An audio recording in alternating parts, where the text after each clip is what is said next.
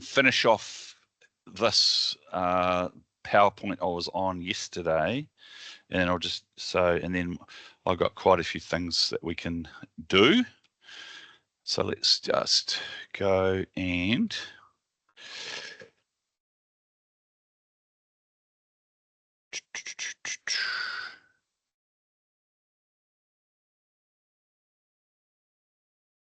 okay, wait a minute. How is everybody anyway online? Good, thank you. Good, all right.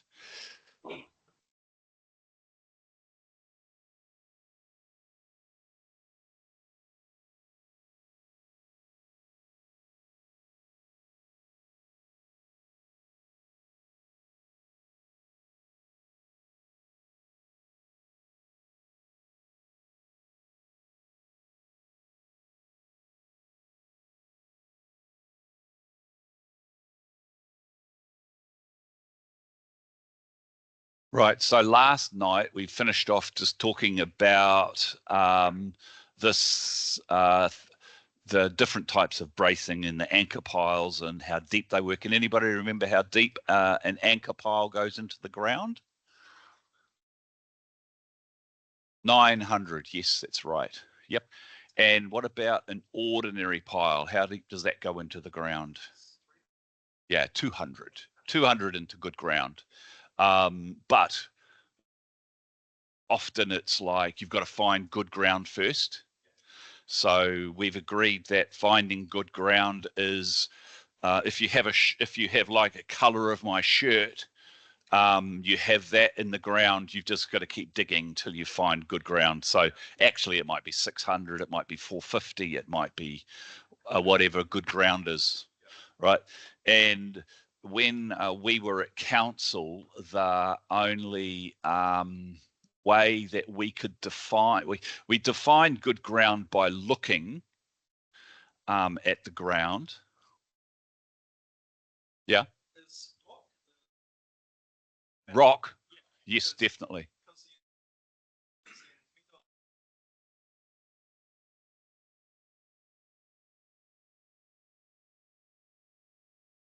Yep. Oh, scoria and granite. Yeah. So it's the interesting thing too that I remember one of our building inspectors coming back and he goes, "Oh God, Carl, you'll never guess what happened." I says, "What happened?" He says, "I went to this building site and they were trying to pour a foundation with concrete, obviously. He's there. It's full of caves." and the foundation broke out and 6 cubic meters of concrete just disappeared through the ground. That hole, so you're sandring him. So I don't know whether you realise that Eden Park used to be a swamp, right? So they used to ride boats on there. Okay, so we're talking 1900. Yeah. So you come out of Kingsland, you come down Water Street. That was all a park, they de-watered it. They drilled holes, put in sanitary stormwater to get rid of the water, and that's when rugby and cricket joined together to use that park for the purposes of Eden Park.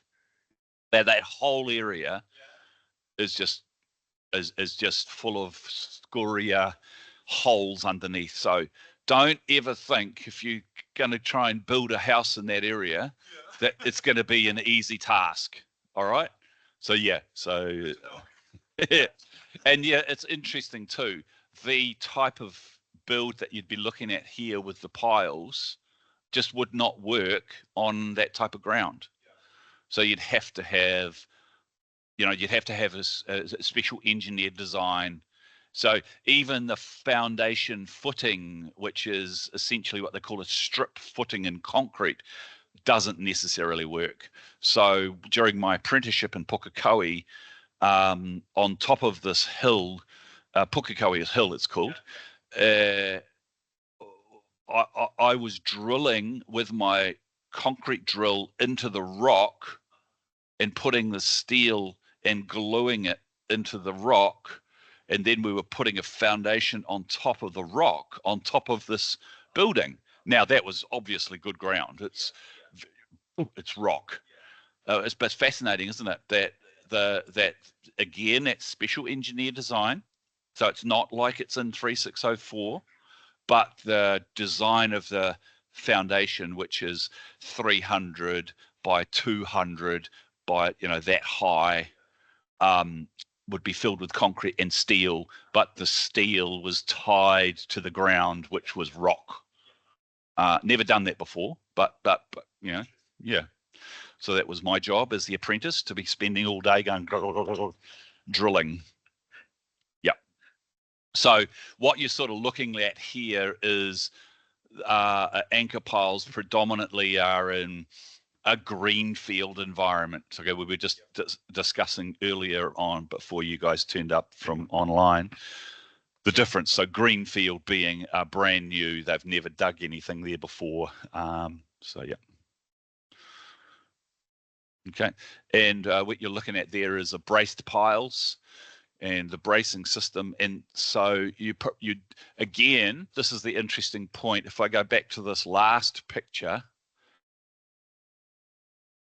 this picture you're looking at here, that's a manufacturer, MyTech, designed a product, right?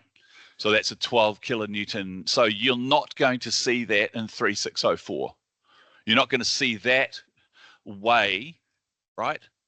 They've reinterpreted it, created an alternative solution, okay, to how to deal with it.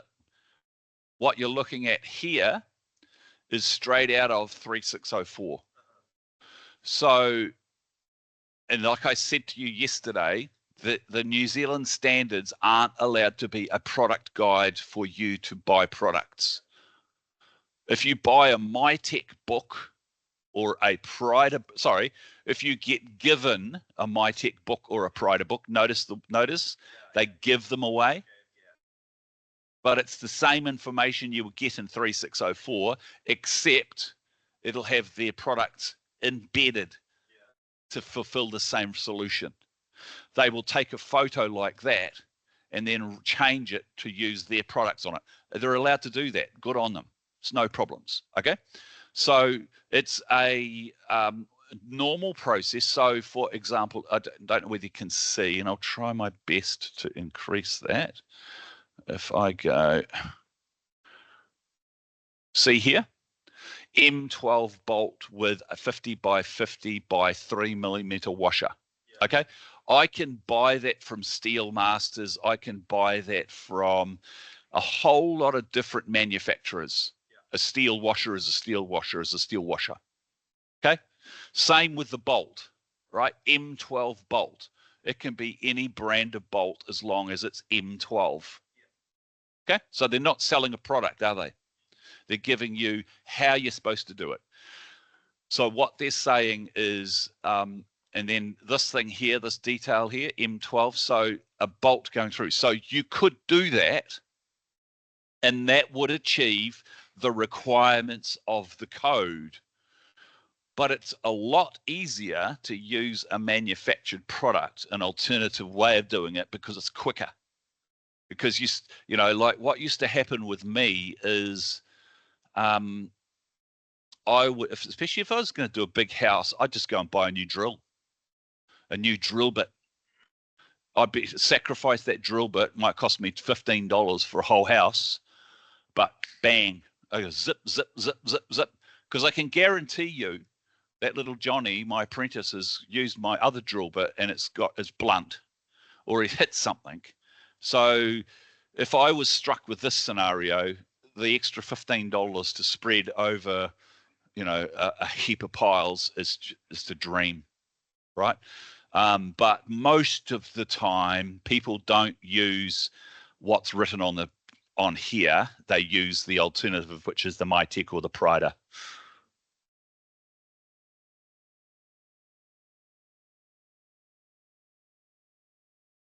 Yep. So what else we've got here? So the brace pile consists of two piles between which a diagonal brace is fitted. So we can see that diagonal brace there. Okay. There is a measurement off there. And the other interesting thing is there is a measurement off the ground, which you've got to take into consideration. This measurement here, where the bolt is. So this bolt within 400 of the ground, that's stainless with a stainless washer. Okay. Whereas up here, that's galvanized. All right. No problems. Galvanized. That could be galvanized. Now, the reason I said it could be is because it depends on the weather coming down. So there's a picture maybe we'll get to see soon in 3604 that shows what I mean by that. Yep. So only one brace may be attached to the top of the pile. However, two may be attached providing that they are at right angles. So you can have one there, and you can have another one coming down on an angle that way. Yeah. So you're allowed to attach at a similar position. All right. But at right angles, one coming on one face, one coming on the other face. It's all very exciting, isn't it?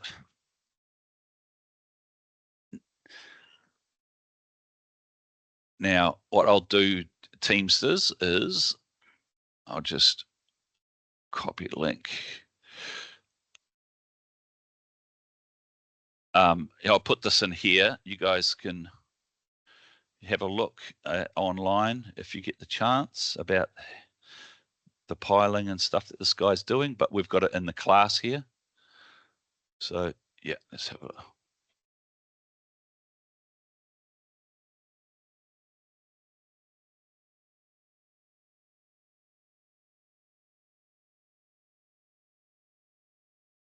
Yeah, whatever.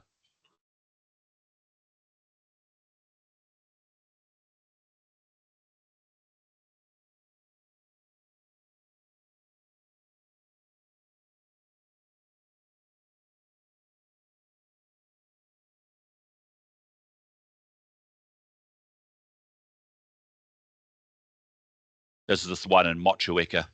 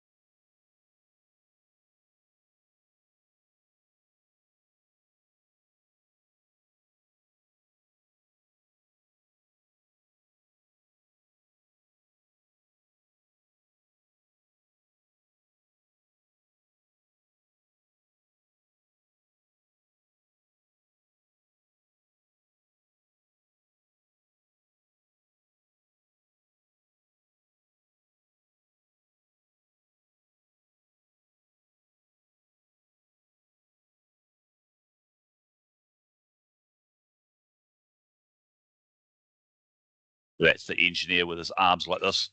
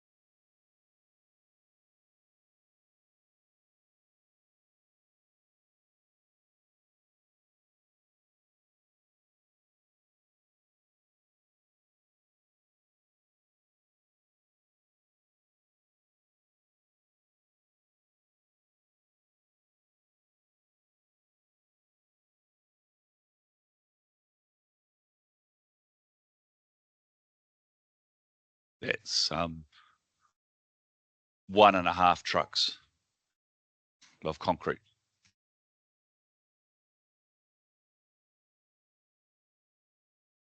Vibrator.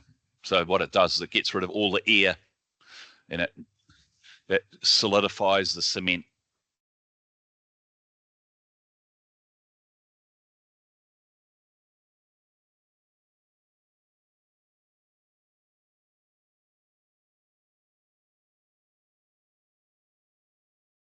Yeah.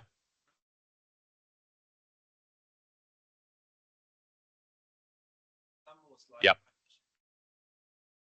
Um, the quality of the ground.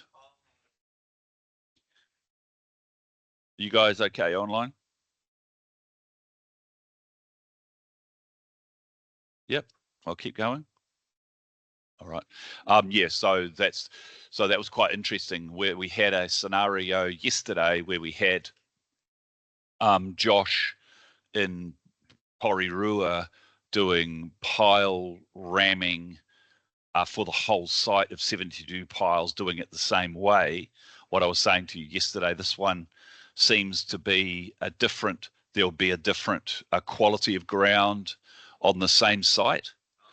So you might have some being really good ground and the other ones requiring, yep. He talked about the size of the pile too, and that's something that probably you guys need to know, is piles come in, it's a confusing 250 SED, right? So when we say SED, it's not special engineer design. In this situation, it's small end diameter, right? So it means that it's 250 millimeters at its smallest point, but a tree is always, as you can imagine, not straight, right? So what they're doing obviously is putting in the smaller point into the ground, and as at the other end of 250, it could be 350. So it's sort of like that. Right, so they're putting in the shorter or the smallest diameter and pushing it into the ground, or concrete into the ground.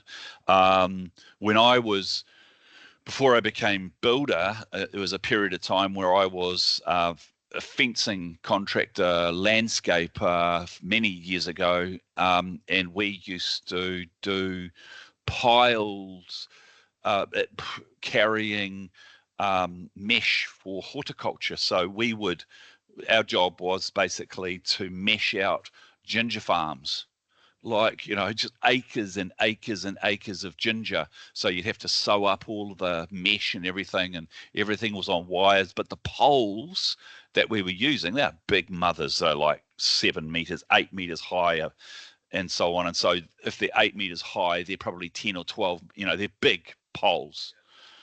So we would drill the holes, but we wouldn't concrete them. We would put sand in them. So the sand mixed with it would solidify it and make it really solid like concrete. So they're poles that you can eventually pull out, but they're there for quite a long time, and they're holding up these massive orchards. Um, so there's different ways of doing it. So yeah. Jeez. Okay.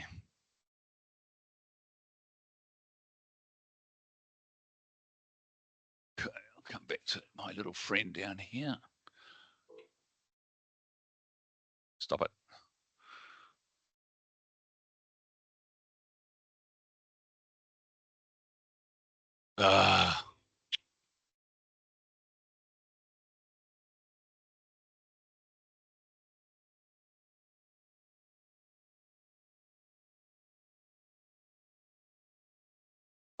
When I get around to changing, our new look is not Future Skills Academy. Our new look is that sort of orange look now. So that's the old branding. It'll be so good because at least I can see on the PowerPoint. Is it just I'm blind and old? So let's just have a look here.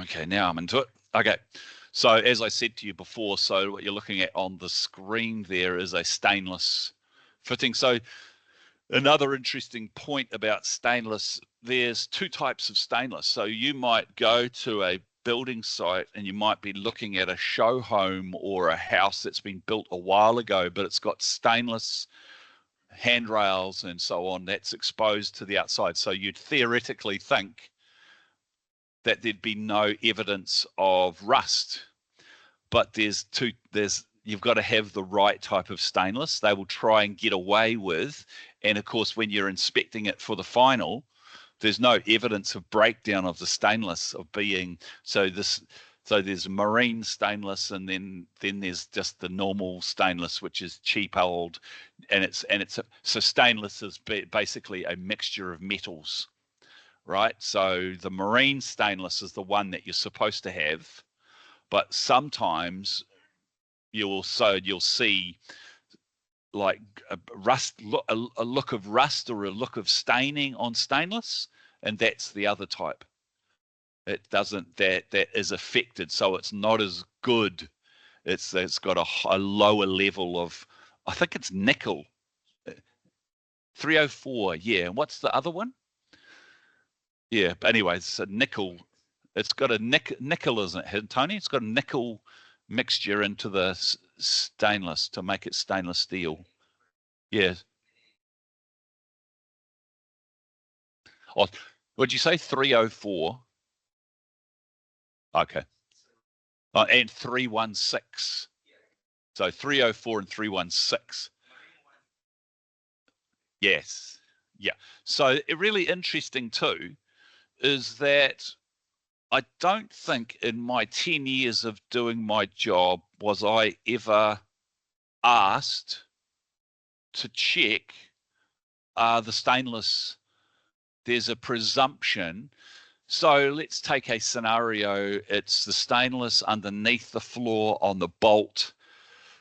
If it did have a lower combination and it did rust, it's probably never going to get rusty as that.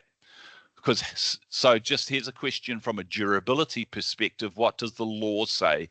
B2 durability structure. How long does it have to last? 50 years. So I'm 59. Okay.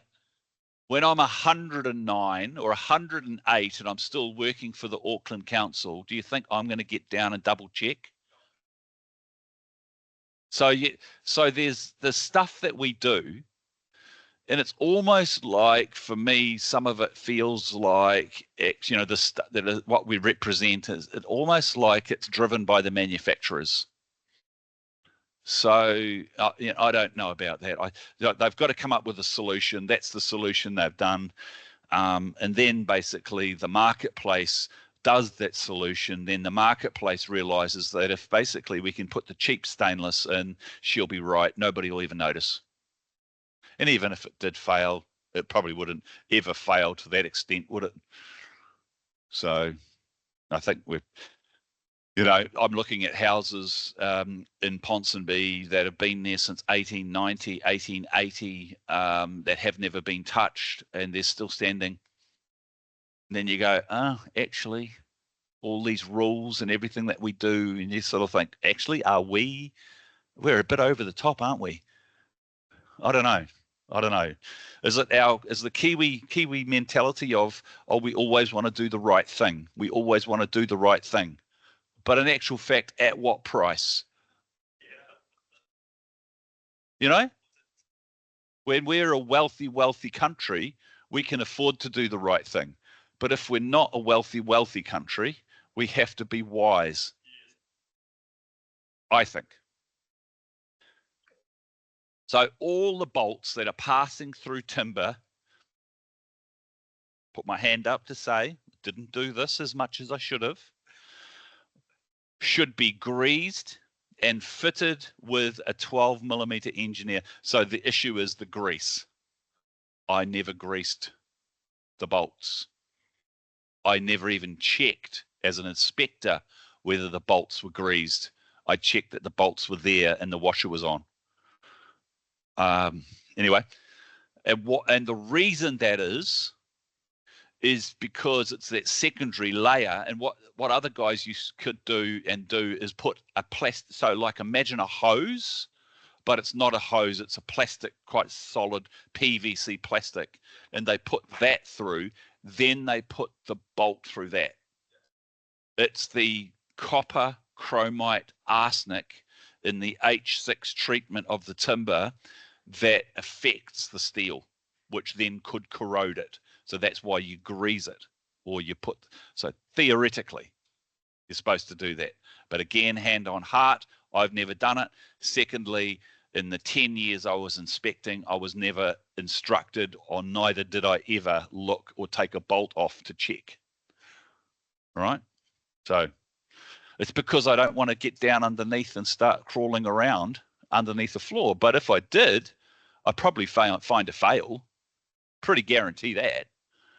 So, okay, under no circumstances should bolts be used for, oh yeah, okay. So you see this here, that's called an engineer's bolt, okay? So what I'm reading right here is an inference or an interpretation from the guy who wrote this, Stephen King. His position on it is, like if we go back to this slide here,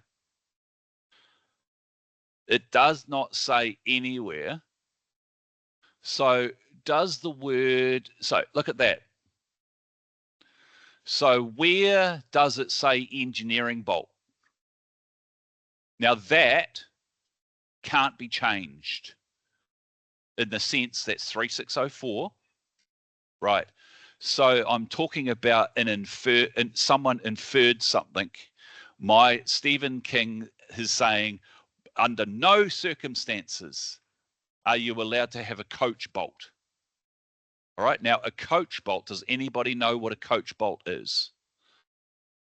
Okay, so let's just show you or draw one for you. All right, so I'll try my best. Where are we?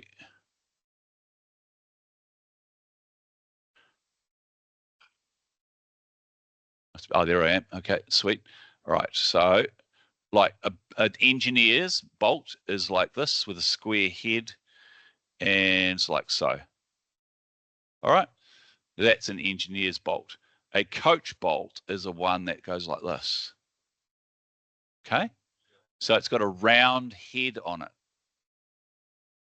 Okay, now in certain circumstances, a coach bolt's a great thing. But what's been said here is, well, actually, that there is not a coach bolt, because the concept of what Steve's saying is the concept of a coach bolt is it acts as its own washer,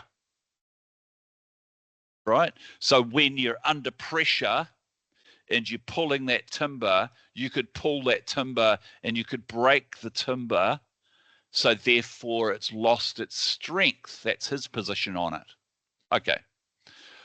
But he's wrong in the sense that if an engineer decided that it was acceptable, then we have no choice but to accept it, as long as we've got written confirmation and a PS4 from the engineer to say, we agree with coach bolts are an acceptable solution to a problem. So I'm sort of thinking where we had this issue is, I'll try and find my, here we are. Okay, I got it. So they have these things in houses. They're a steel beam. Do you know what the steel beam's called? What does that look like? What's the letter?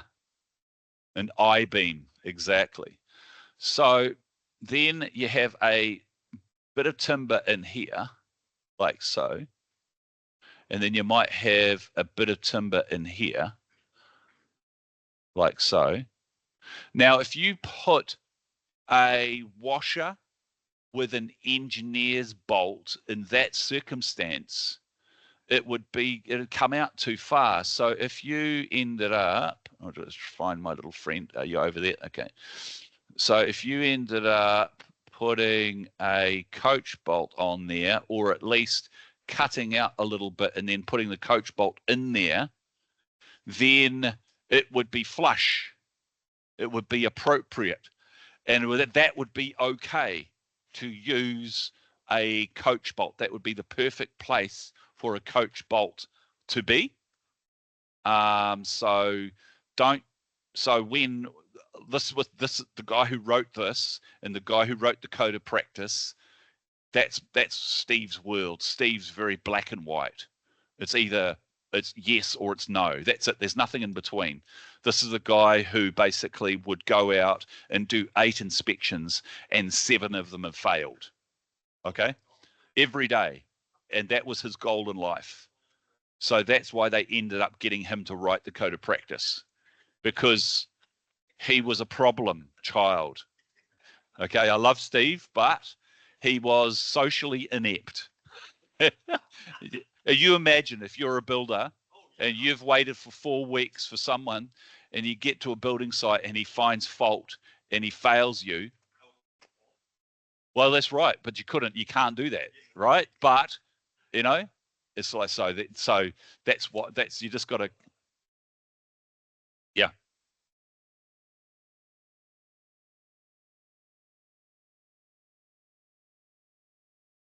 The major difference is the fact that in this circumstance, the engineer bolt is inferred in 3604. All right. There is nowhere in 3604, which is the basic standard for residential building in New Zealand, that anywhere else is highlighted. It's not even in there. So the inference is that actually every bolt has to be an engineer bolt, right? But it's not true, because in some circumstances, like for example, yep. So in when you look at a house, so let's go. So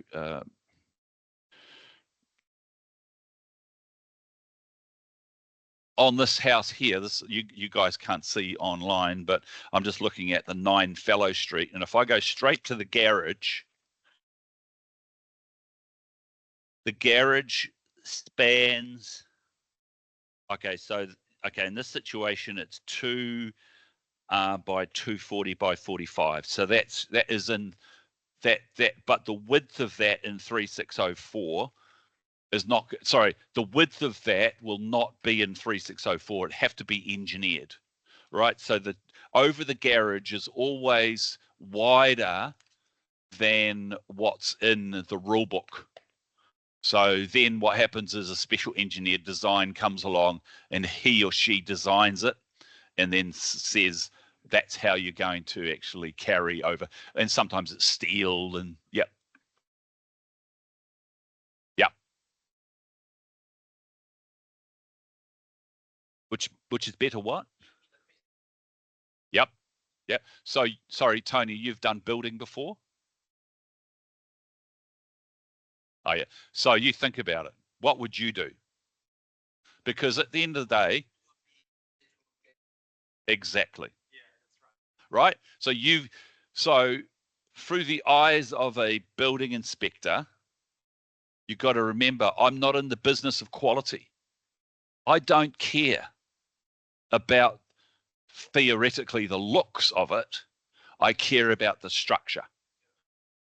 If you're telling me that in essence, so remember this performance versus predictive code, you're talking about quality and you're also talking about the performance. You're saying, I want to sell this house to the customer and they want to see a flush look on their beam. They don't want to see horrible bolts coming out. That's got nothing to do with me. I don't care. I just want to, all I'm saying to, say, someone like Tony or an architect or whatever, fine, just prove it.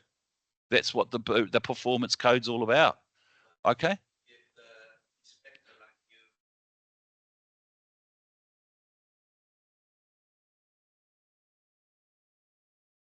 No.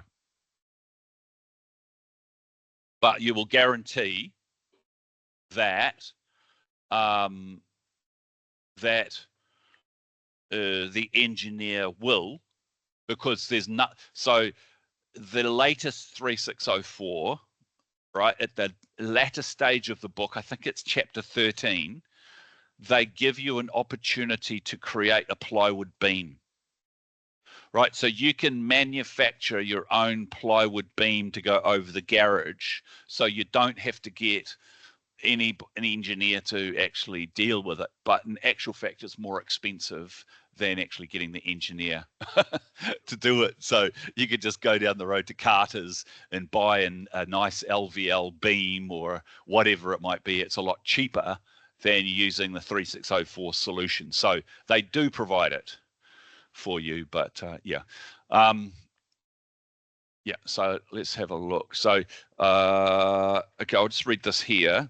So insulation underneath that subfloor, to be effective, it must be fitted correctly. So in the past, I get really mixed up with the fact that I'm my last cohort and you guys probably don't realize. So I think, so do you understand that there are two banned products, or a banned product and a product that's a guidance in New Zealand? Okay, so you don't. It's cool. No problems at all. Right. So just thinking in your mind, right, we're talking about insulation in a timber floor. Okay, so just think there. So let's go and have a look at, get rid of that. Okay.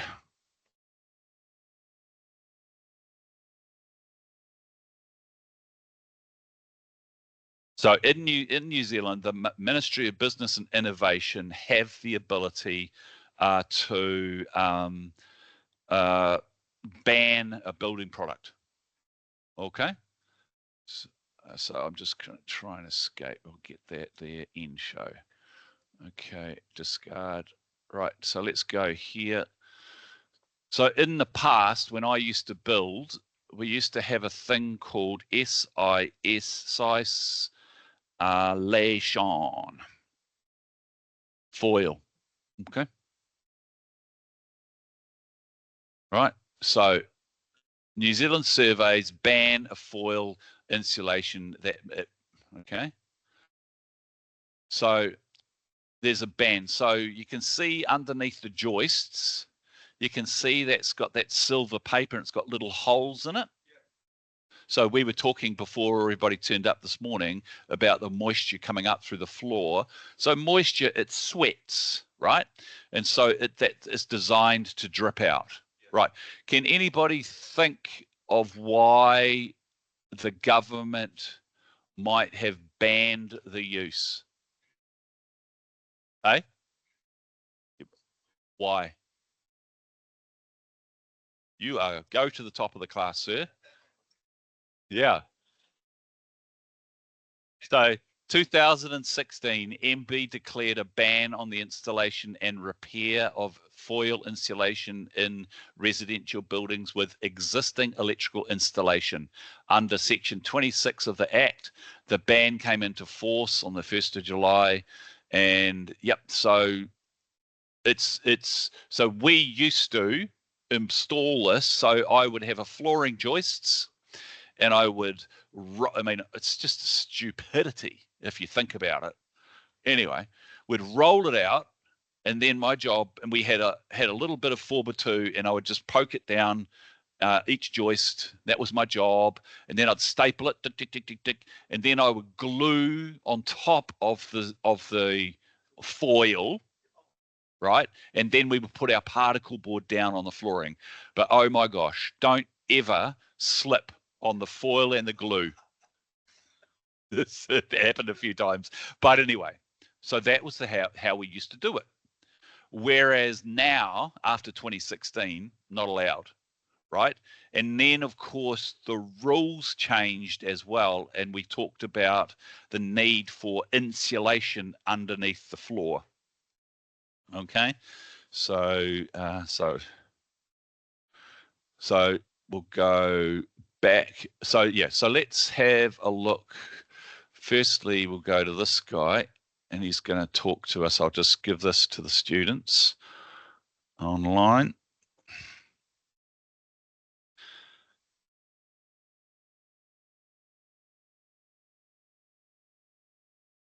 So this is one guy's perception of what subfloors look like for a house. Okay, that's for you guys to have a look at online. Timber floor piles, episode 2. No, I've done that one. I need to. I know. Give me a second. Got to copy that. So we'll delete that one, team, and delete, and I'll put this one in. This is the one I'm watching. Okay, so you have a look at that, and I'll just have the students can watch this one in the class here.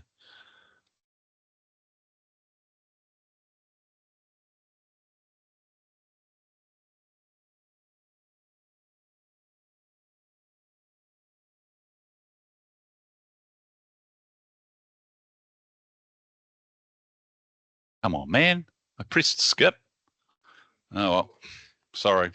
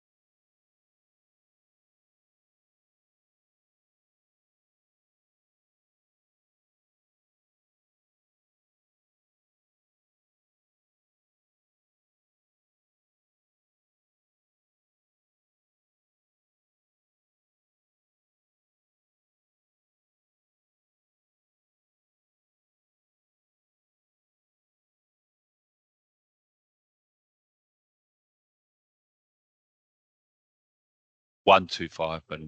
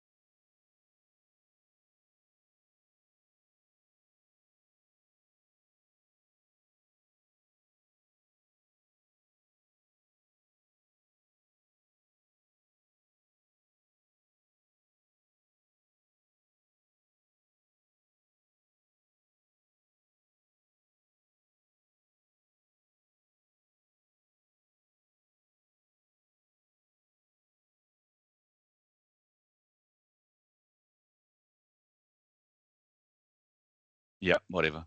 We know about that. Thank you, team. Get out of that. And then this is Josh's one. So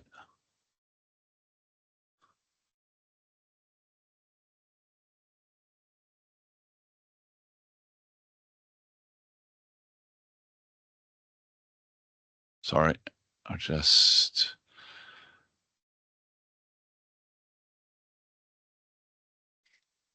Yeah, I don't have to deal with this at home because you guys are all online and it's really easy. But if you can imagine what's going on here, I'm on Teams. I'm got people online now that, and I was thinking, oh, how do we do it? But the reality is, I think if you guys watched it on there, you haven't got your headphones, but also, and so it would feed back. So anyway, so that's why I'm going through this process. joists. Time lapse 15. Yeah, I think that's right. Yep. All right. So you guys are welcome to watch that online there, but we'll watch it here.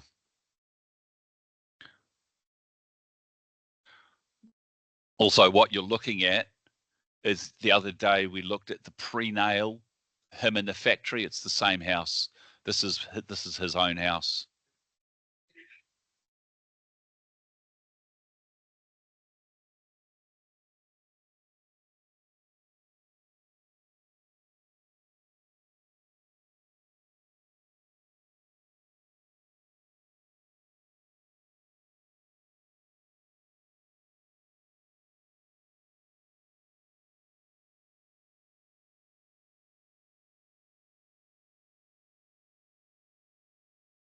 Get off your phone, mate.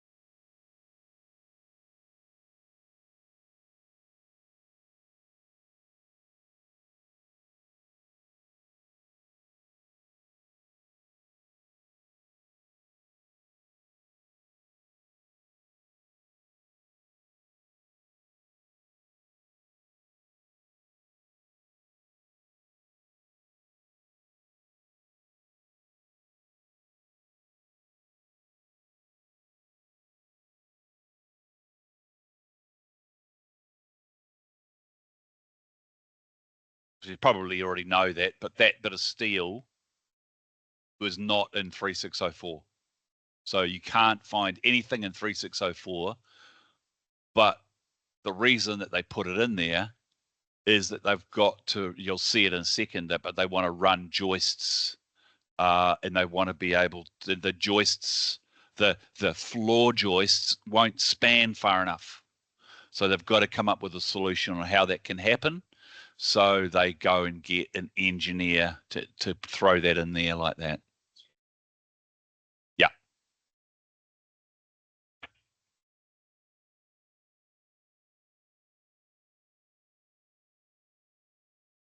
And a lot of people don't do the drains first, but it's a good idea because you can't get in. It's just, and it's, you've got to put scaffolding up.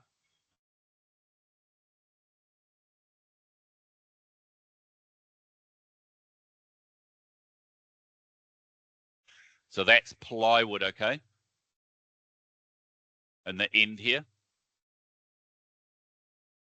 And then particle board for the rest, or strand board.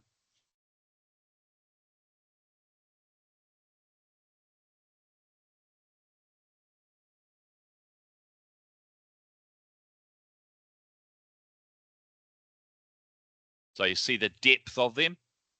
They're about 300, so they can span further.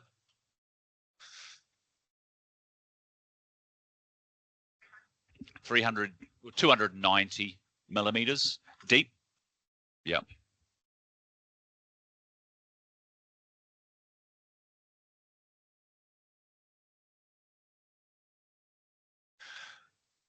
So 3604 says that you'll need to have solid blocking halfway through the joist. So you'll notice there'll be a nog. Wait for it. He will start putting nogs in to stop the twisting effect. And that's got to be about, the minimum is 1.2 wide.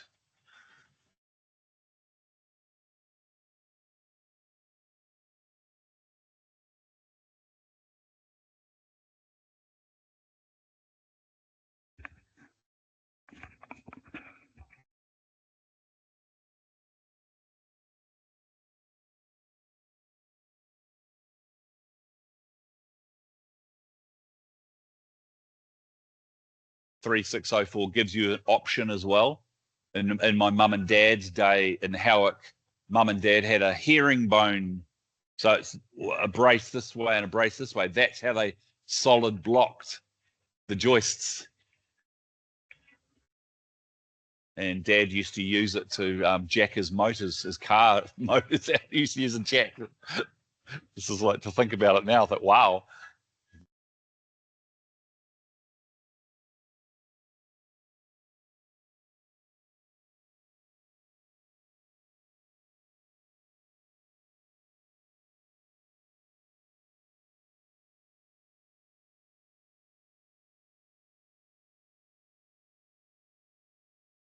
So also this point here to all the way over probably to, or probably that if it's got ground directly underneath it, it needs to be insulated. So someone's going to have to crawl under that and do all that insulation. I'm surprised you didn't do it.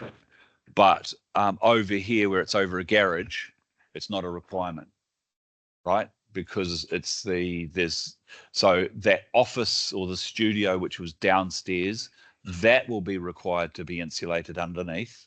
But of course, the second floor doesn't need it. Habitable space, exactly. Yeah.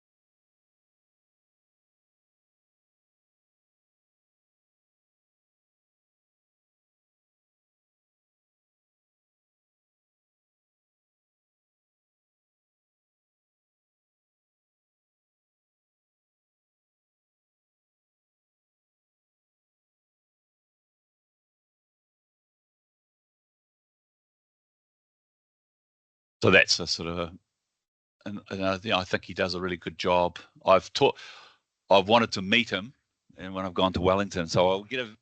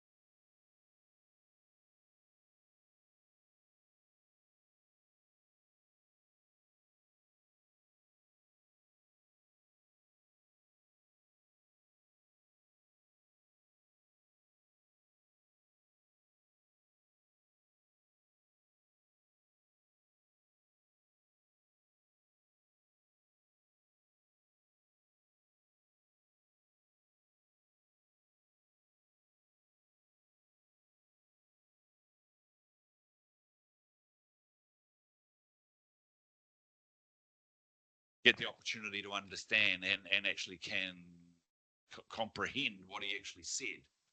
And so the questions relate to it. Obviously, I check it. So that's what I've actually done for those other ones we watched yesterday. But yeah, so that's what I do a lot now, and I stick those into Kahoot as well. So you can just take that and stick it into Kahoot. So you convert it and then throw it into Kahoot, and suddenly you get this gorgeous question answer exercise specifically around that video. So yeah. Anyway, we've seen him, and you notice that looking up underneath it was isolation. So that makes me think that the job was from 2016. Yeah, I'd say so. Yeah, yeah. So hopefully everything, you guys are all right online. You got any questions? Are you happy for me to keep moving? All right, I'll just get back to my little, there we go. Yep, so I've shown you those two videos. Yep. Oh yeah, and so the other interesting thing probably, and there's no requirement in the set of rules in 3604 on flooring as such. So the reason that plywood is used versus, so the predominant product they use now is called strand board. It's essentially particle board. Strand board is strands of a tree that is just glued together and compressed down to 20 millimeters. So it's the glue is a formaldehyde and it lasts. So where you saw Josh standing and walking, technically under the manufacturer specifications, that floor can be exposed to the weather for 3 months. So if he did nothing for 3 months, council has no authority to go on site and go, you can't use this product, right? So, but there's no way that there's a 3-month delay. If there was, you'd cover it, right? You'd protect it, but it's already protected. It's got treatment in everything, but a logical person would also just cover it, right? Now you saw the plywood. So the plywood is in the bathroom areas. It's tannalized, H3.2, H3.1 tannalized, arsenic, chromite, CCA treatment. But the idea is that what happens is if you're going to put tiles in that bathroom, they put like a villa board or a fibrillite over the top of the plywood, right? So the difference between the two products is the fact that the plywood is a thin 3mm layer with a 3mm layer with a 3mm layer that's just backwards and forwards, right? So you'll get something that's there would more than likely be 17 and a half to 22. I can think goes 17 and a half millimeters, then 22 millimeters, I think. Yeah, for plywood. So plywood, when water hits it, will not. So if you can imagine this layer of plywood, the first layer may expand and contract. It will move backwards and forwards due to water, but the layer underneath will force the top layer to stop moving because it can't. The water's not getting to it. And also the fact is it's stable. And then the layer underneath that is going the opposite way again. So you can appreciate why plywood is so stable. So the manufacturers of the fibrillite, Hardy-Becker, Villa Board, there's different brands, but predominantly it's Hardy's, James Hardy's. They say we would prefer you put it on plywood, so it's the reduced movement, right? So then they put tiles on top of it, so it's a stable thing. Now, if you'd done that directly onto concrete's stable. Concrete is not going to handle. Is going to handle movement both ways, no problems at all, if moisture hits it. But in theory, the concept is you've got waterproofing, like a swimming pool in a waterproof. Then the tiles go on top of that. Then you're in the shower. It's siliconed. Okay, so the water has got to get through the tile. It's got to get through the silicon. It's got to get through the waterproofing. It's got to get through the fibrillite. It's got to get through the ply before it rots the joists. So as I said to you earlier, sometimes what we're doing, that's why it costs so much money. It's like, Oh my God. You know, it's like, you know, yeah. Okay. So can I grab a coffee and we stop for 10 minutes, come back at 10:13. Can we come back at 10:30? All right. So thanks, guys. Just going to have a coffee online.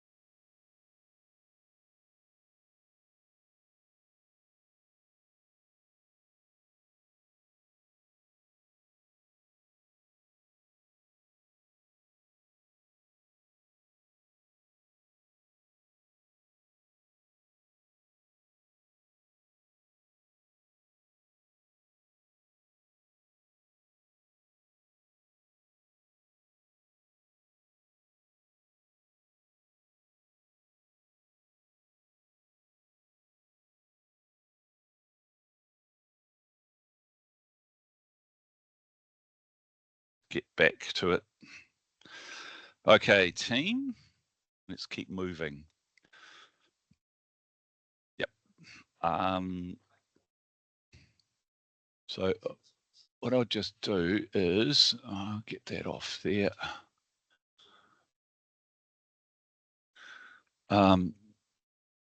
So when I talked about the flooring, so, you know, before we talked, yesterday I showed you about a Jukan Nishu, the J frame. Well, they're the only company that make the strand board, oriented strand board. All right, and that's a picture of it there. That's what you're looking at from the perspective of its orientation. All right, so yeah, so it's just a whole lot. So it's halfway. So I always go plywood from a strength perspective is on a continuum over here. The most in the system, oriented strand board is in between from a strength perspective. So you see that a lot in America on the roofs and like a lot of the framing and stuff that guys tend to frame up the houses. So that's that. And then have you ever heard of MDF? Right?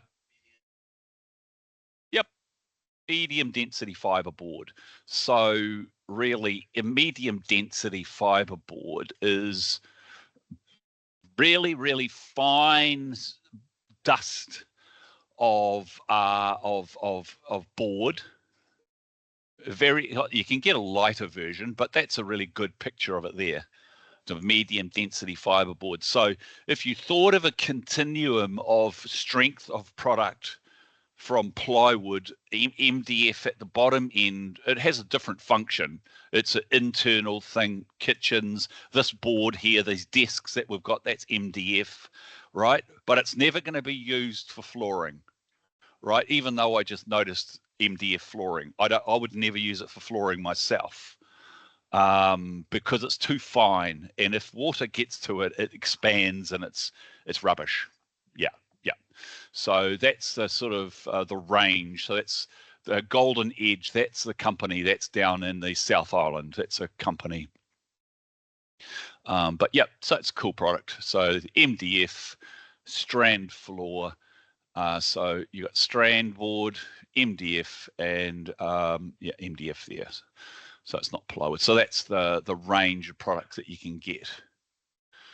So yeah, okay.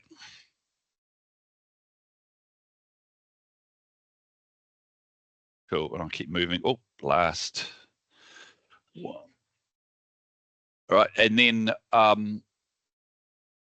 so when you looked at that big floor there's this thing called a flooring diaphragm. So if you looked at that house over there that I've got, if you imagine that, so you could turn the floor into a brace. If you nail it in the correct manner, 3604 allows you to turn it into a brace.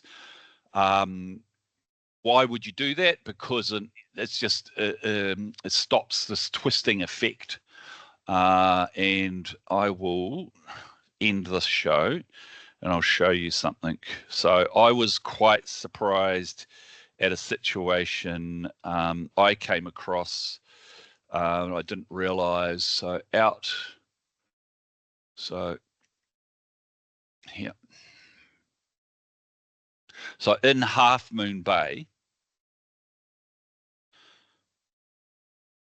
out in Howick.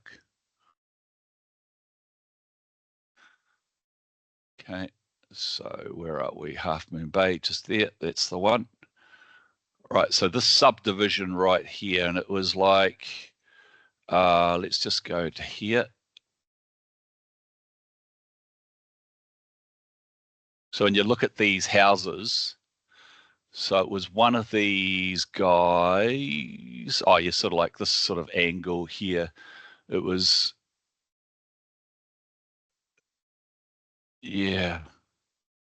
but it's the size. So I think it would be something like that house there, right? So when you look at this house, it's probably a concrete block base with a plaster second floor, right? So it'll have timber framing, and it'll look the same as the base. So the concept of a diaphragm floor helps stiffen this house. It transfers the blocks, which are really stiff, into the joists, right? Then it stops this movement.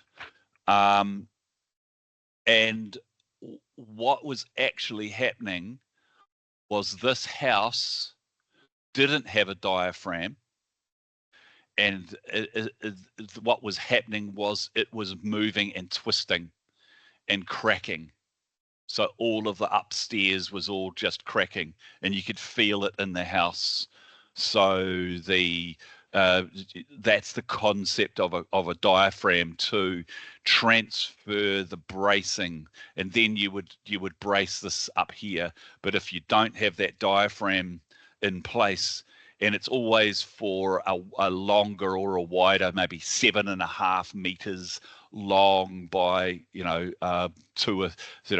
5 meters wide, open space, and then you can build your frames on top of it.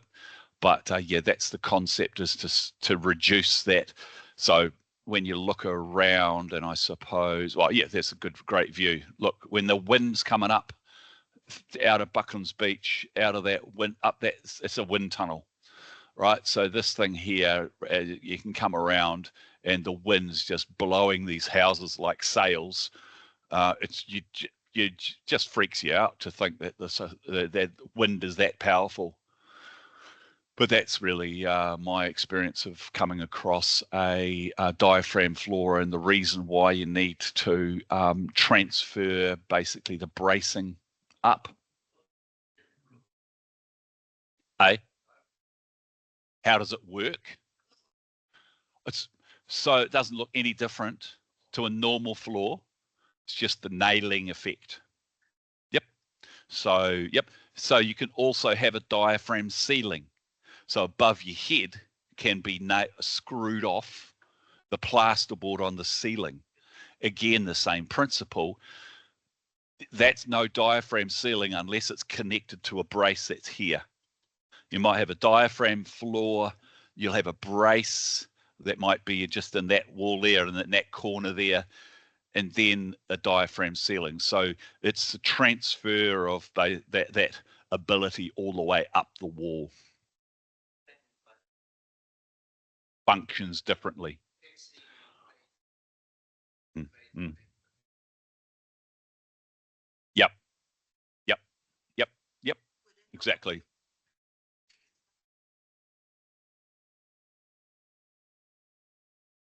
Yep. So that's where they went wrong, where I came across this scenario. They didn't do it strong enough. They didn't take into consideration the high wind zone or so on. So, yep.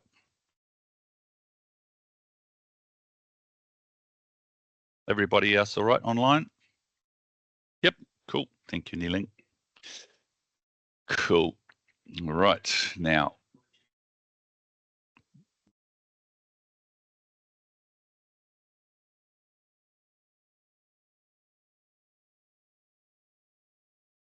I guess I got a spare moment. Let's just show you what I did here.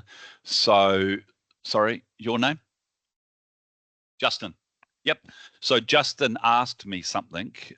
So if we could have the assessment. So tomorrow morning, I'm in a meeting till 11:30. So I've got a couple of things that I can get you guys to do. I will come online with you at 9 o'clock, but I'd be gone by 9:15, and I'm not out. My meeting doesn't finish till 10:30. So what I did is, Justin asked the question, is there any way that we could print out the assessment, right? So in here, in class materials, you guys got, I haven't printed it out, but it's sitting here. There's your prompt sheet there. Okay, so press on that. That's got your 16 questions. But it doesn't have any answers. It's got the 4. There it is there on the screen. All right, so, okay, so question 1, question 2, question 3. All right, assessment 1. Yep. Yeah, this is the one. This is the electronic one that I blocked it because you're a naughty boy. You keep coming asking me questions. Now I want you to ask your own questions. So my idea is one of the tasks that you guys you could do tomorrow just by yourselves. You'll be online. Is just quietly just go through and just look at those. Look at the Building Act. Look at the legislation. Look at the building code. And then basically you can go, I think that's the right answer. I think that's the right answer. Now, no, you just do that. That's not the assessment. This is essentially, yeah. And another reason I've dropped it into Teams is because I don't think I'm doing wrong, but I'm not putting it in Moodle because then, but my hand on heart, I don't believe any of my bosses look at Moodle, right? But the point being is that I think it's fair, as Justin mentioned.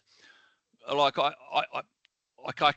can't imagine, especially how you as students who live in a world where you speak Chinese, you've come to New Zealand, you're now trying to understand some complex ideas in the building code and the building act. How the heck do you do that? It just blows my mind. So to make it a bit easier for you, and I respect the fact that we can't expect you to jump on it quickly. You've got the recording that I've given you, which you're able to look at. But if you have difficulty with that, now you can go that step further.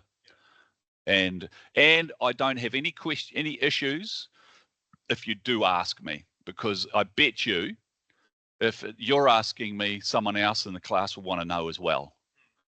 Okay. All right. No problems at all, guys. So that's like I say in the assessment. Now, the other thing I did was, I'm just going to go back to here, newer to older, right? So yesterday I showed you the Auckland Code of Practice. So that there is the 400 pages from Auckland. So if you're bored, if you've got nothing else to do, have a read of that, but that's fine. What I've done is chopped it up into smaller bits. So only the cavity inspection, only the foundation inspection. So there's all of the different inspections there, chopped up into individual packets. So you can just look at in a PDF form or whatever, but it's easy for you to digest. And again, I reiterate, this has nothing whatsoever to do with the assessment. This is the size of the pizza. If you have an interest in looking at what people look at when they're doing inspections, that's what councils do. Okay, but there's no expectation on you to worry about understanding that. You're welcome to look at it. Okay.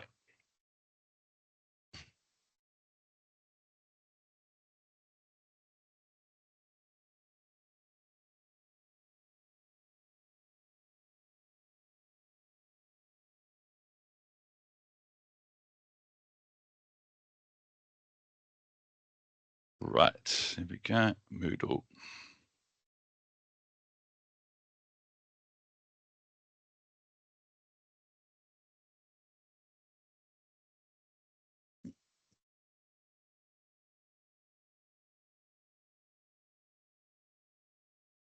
So I was just going here. So on this, you guys online can see. So processing and inspections. I just changed the name, make it a bit more logical. Didn't make any logic at the moment. All right, so then so there's a whole lot of stuff in here, right? So inspection, building work. So this is a bit of a laugh, okay? Right. So I will.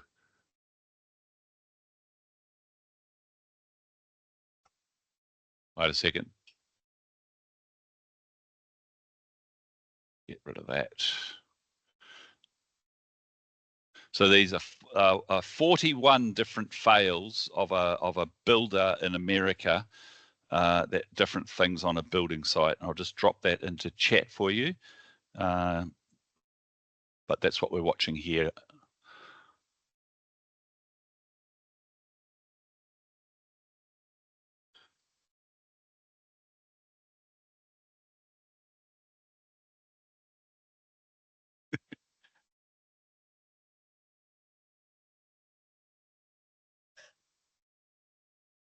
So just while you're what's going on there. So the toilet has just flushed. Okay. And it's sucking water and air out of the waste. Yeah, so that's not good. There's not enough air in the pipe system, right? This one here, that's the overflow for the hot water cylinder probably, but gee. That's your tap leaking.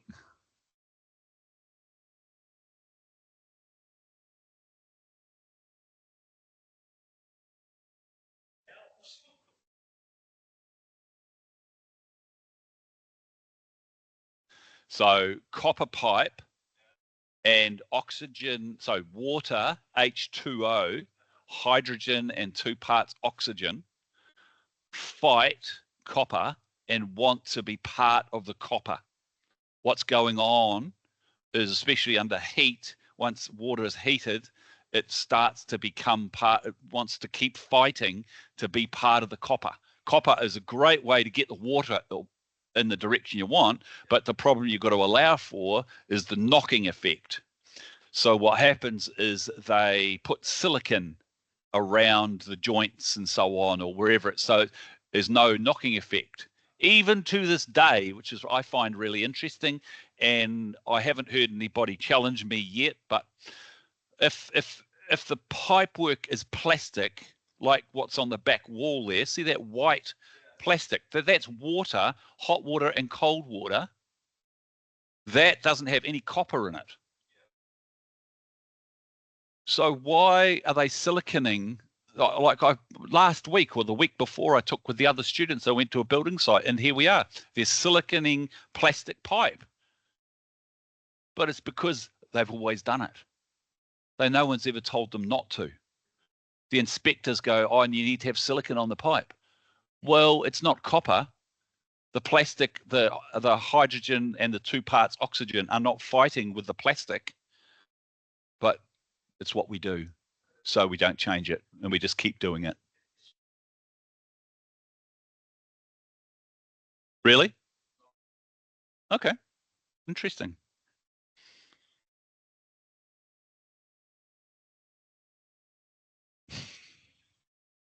That's a moisture meter. So where it goes red,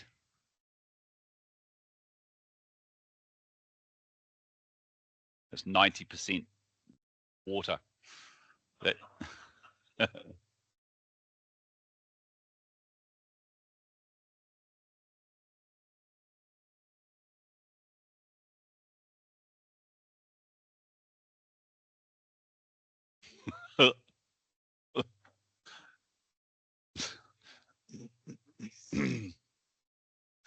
So this is a sort of a home inspection thing, but it's a bit of a laugh.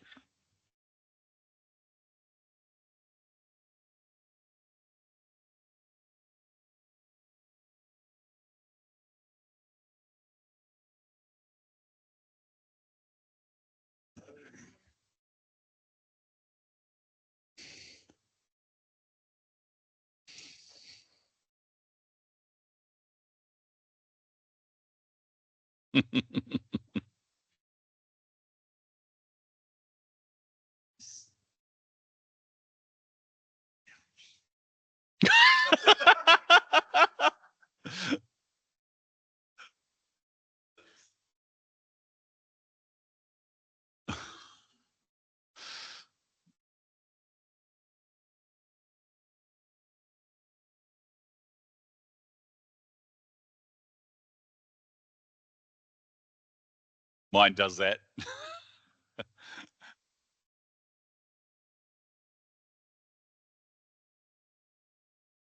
So that's supposed to open up.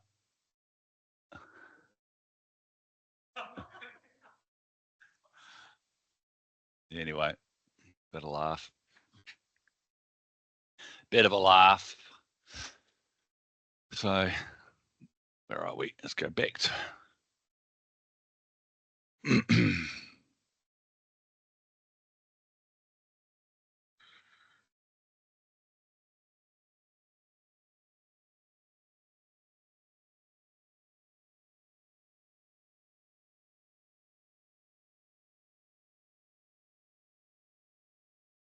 Now I had that, and we did that. So Josh, oh, this is a good one you guys haven't seen.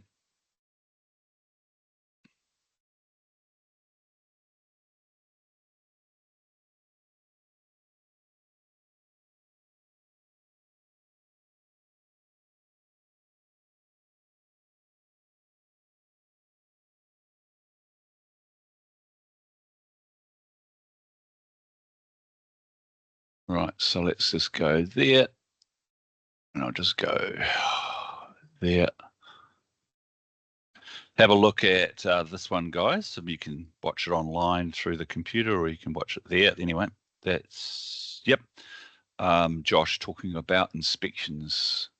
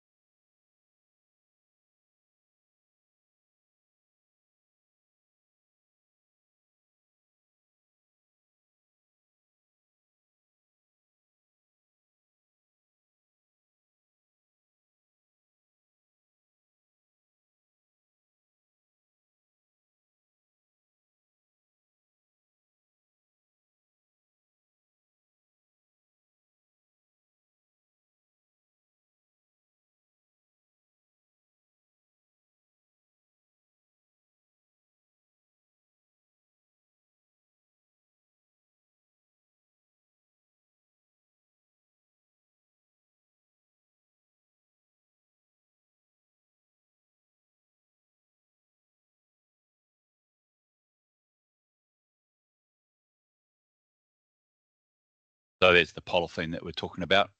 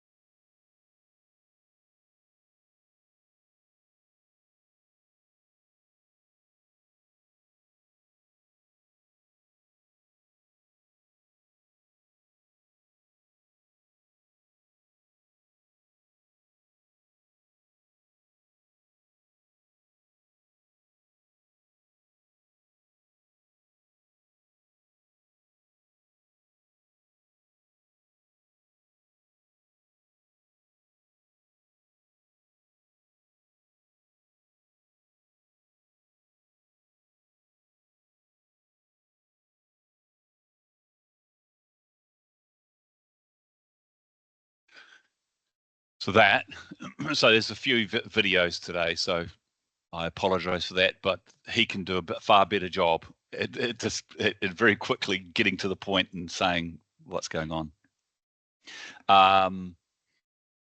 So the other interesting point, the effort. So there's this, when you can see on the screen. So you watch this. So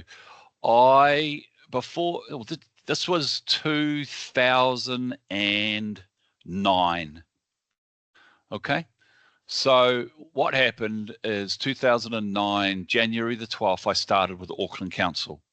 Within 6 weeks of starting with Auckland Council, I recognized that actually all of my training and everything that I'd done in the past was quickly solidified and it goes like these little files in my brain.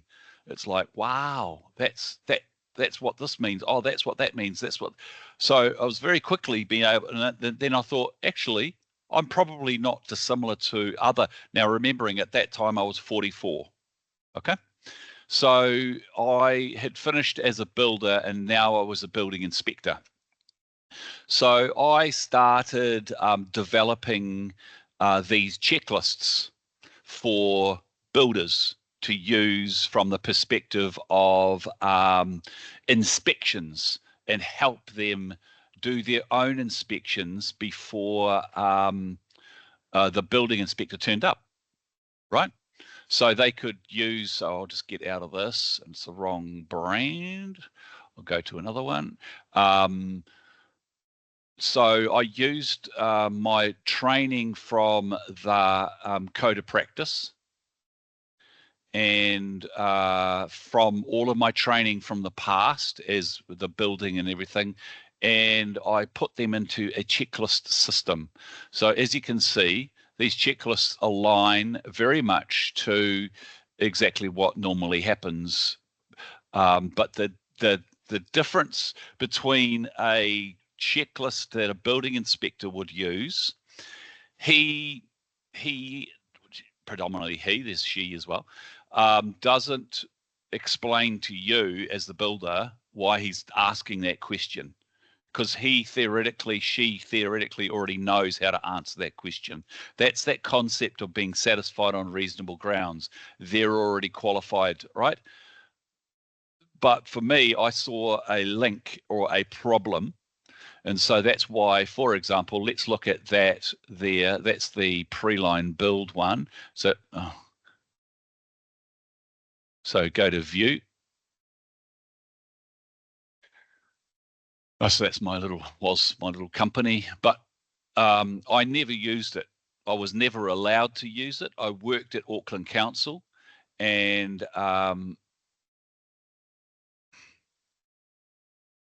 it's not going to happen. Let's just have a look down here.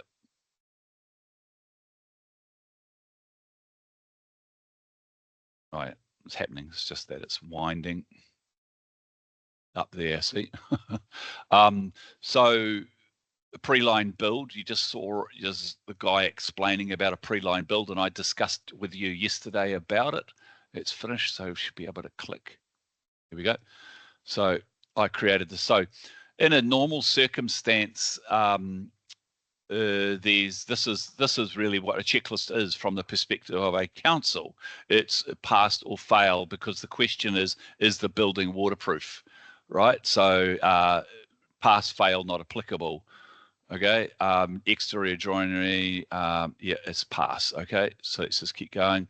Walls. So here we go here. See, so you've got pass, fail, but you've got actually where in the rule book you can actually find where it says. So yesterday we asked the question, does anybody know what basically the moisture content is? And someone said 22, and I said 18, and so on. And now yesterday I never went to the building code because I don't have it in my brain. Okay, but the cool thing about what I'd created here was when a staff member or an LBP wants to use this checklist, or my next idea is there's a thing called the owner-builder regime. And an owner-builder regime is not an LBP. They are someone actually like me who is a builder, but I'm not an LBP. I'm not allowed to build my own building. But here I am, 44 years of building experience, 10 years, and part of that being a building inspector, and done my trade certificate, advanced trade certificate in carpentry. I'm purely a carpenter, but I'm not allowed to build my own home. So there's this thing called the owner-builder regime. So every 3 years, for myself, I am allowed to build a building for myself, right? As long as the people that do the work, in some instances, are voluntary. But if a brick veneer, I don't want to lay the bricks. I'm going to get a licensed building brick to lay bricks. I'm going to get a roofing LBP to give me the roofing, right? But something like this would really suit people. So the government creates a concept called the owner-builder regime and simply says that you've got to build it to the building code. Right, well, so they know that there is a very narrow market of individuals in New Zealand that could fulfill that function of the owner-builder regime.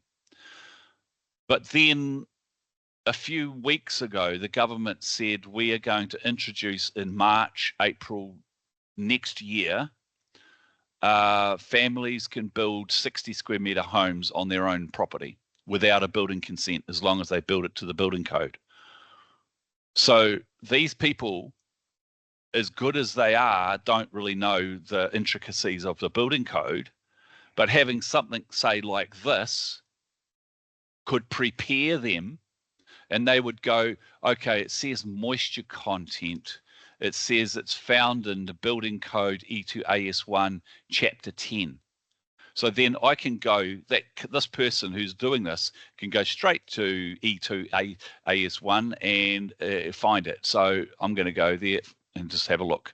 So E2 AS1 PDF. Okay.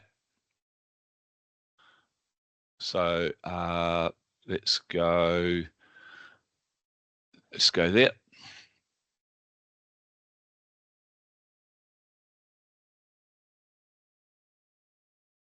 Computer's a bit slow today. A lot of people at home doing their work, is it? Right, so if we go to this one here, it's got VM1, AS1, AS2, AS3. So go to that one.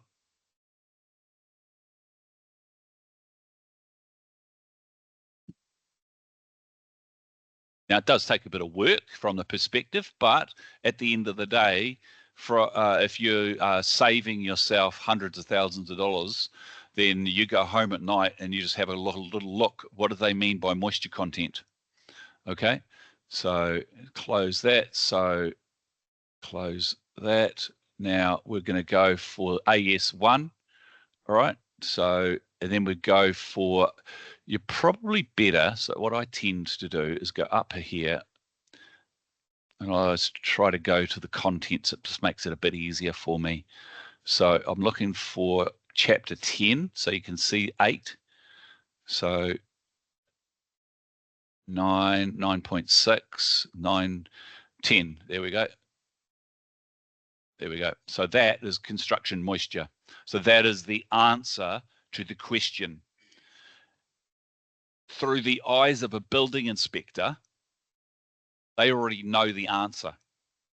They can just go yes or no. Now, the point is, the building inspector is not that smart that they know the answer. They know that they know the answer is about 20%, right? But they probably may or may not know exactly the chapter. They may not exactly know the paragraph, but they know it's around that sort of thing. But when you look at the screen here, moisture contained in a building is completion instruction shall be moisture includes blah, blah, blah, maximum, here we go here, maximum acceptable moisture content. Okay. For timber at the time of installing for interior linings, lesser than 20% for insulated buildings, or 24% for non-insulated buildings. For timber, weatherboards, exterior joinery, 20%. So 20% it looks to me. Reconstituted products, 18%. So that's your particle board, that's your plywood, that's your MDF, right? But my point I was sort of making was that little checklist sort of helps people to answer. So you can have a look and you can go pass. Pressure seals, again the same. What the hell is a pressure seal? Oh, I've no idea. Okay, so let's just go to 9.1.6. Pressure seals are what goes around a window, and it's the foam, and it's about the size of your finger. Yesterday I showed you a detail of the gap around a window. See there? That's a pressure seal. That is your window. There's your 10 mil gap that I was talking about. So you've got to put your pressure seal in, then you've got to spray that. So they use a thing called a PEF rod, PEF rod. That's basically polystyrene. They stick it in a tube, and it just rolls out, and then you just basically spray it, right? So you spraying, and what does that do? It prevents the air trap coming up through here, prevents the air coming back into the building. So when you're doing a pre-line build, that's what you're looking for. You're looking for that PF rod. And I said 9.6 point something, didn't I? So 9.7, 9.7, 9.68, 9.693. So let's just double check what it said. 9.1.6. So I did this voluntarily, and over a period of a year, part time by myself, I reckon, and I calculated it was about $80,000 worth of work. If you calculated your hourly rate, you know. So yeah, I use it for like in this circumstance where it helps you guys get a little bit of an understanding of what councils might do on how they go about answering the questions. 9.1.6, I see it there. Perhaps 9.2.7. That's why I go back to the contents, because this is just craziness.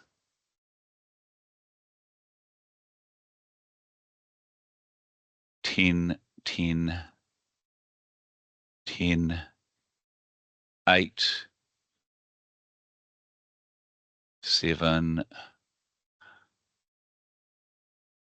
1.4, 1.5, 1.5, 1.6. There it is. Thank God. Sorry. But there it is, 9.1.6. That explains what an air seal is. All right. So it's we've got the PF backing rod or similar, and then there's expanding polyurethane foam, and so they end up. So how do they know that that's correct? Because this is the acceptable solution. See it there. Now, Josh mentioned it in his conversation. There's far smarter people have made the decisions than me, and that's the same situation, in the sense that I can't tell you the science behind why their PF rod and the expanding foam works, but there is the science behind it, and essentially the government, MB, have gone to brands, they've gone to global organizations to test the concept, And so then now, so the biggest problem that we've got in New Zealand really about housing isn't necessarily now weather tightness. The next problem we've got is our houses are sealed up too tightly, and there needs to be this air movement. And we haven't done a very good job at that. We've done a very good job at making sure our houses no longer rot, but now we've got that next level where we need. So that's why you might notice that, like for me, I've got HRV, right, in my house in Manukau. So that is to allow air circulation. Why did I do that? Because my daughter had a history of asthma, and so I wanted the house to breathe properly for Rosie to help her with the asthma. She's growing out of it now, so it's not an issue. But a lot of little things I did. So instead of putting pink fiber bats in my ceiling, I put plastic bottles, mammoth insulation. It's a not polystyrene. It's plastic insulation made from recycled plastics. Yeah, and so it doesn't irritate you, and it doesn't break down with you when you have mineral fiber insulation like pink bats or like earth wool or like Bradford gold glass. Green stuff, yep. So green stuff similar to the mammoth, but the pink bats and our other product is glass, is ground up glass, and the fiber is very fine, and it's carcinogenic, which means that it's the preparatory thing for cancer. I don't want to be breathing cancer.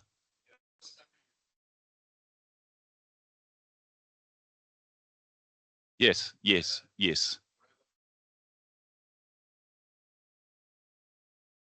Yeah, exactly. Yeah. So as you can see, I mean, I don't want to go much longer, but then in essence, internal bottom plates, it asks you all of the questions. It gives you the specifics in 3604, where exactly you need to find why you're asking the question. So that's that little bit, it goes that little bit further than just a simple question, yes or no. All right. Because here we go here, I'll show you this. If we go to, and I think I've got this link in here for you in Moodle, but building Waikato checklists. Okay, so you go here. So I don't know whether I told you, but the councils work together in clusters, right? They work together to, yep. So try and get that there. We close that there. Close that there. All right. So let's say now I just showed you here, that's the pre-line build. Okay. So let's out of interest look at inspection, if there is one.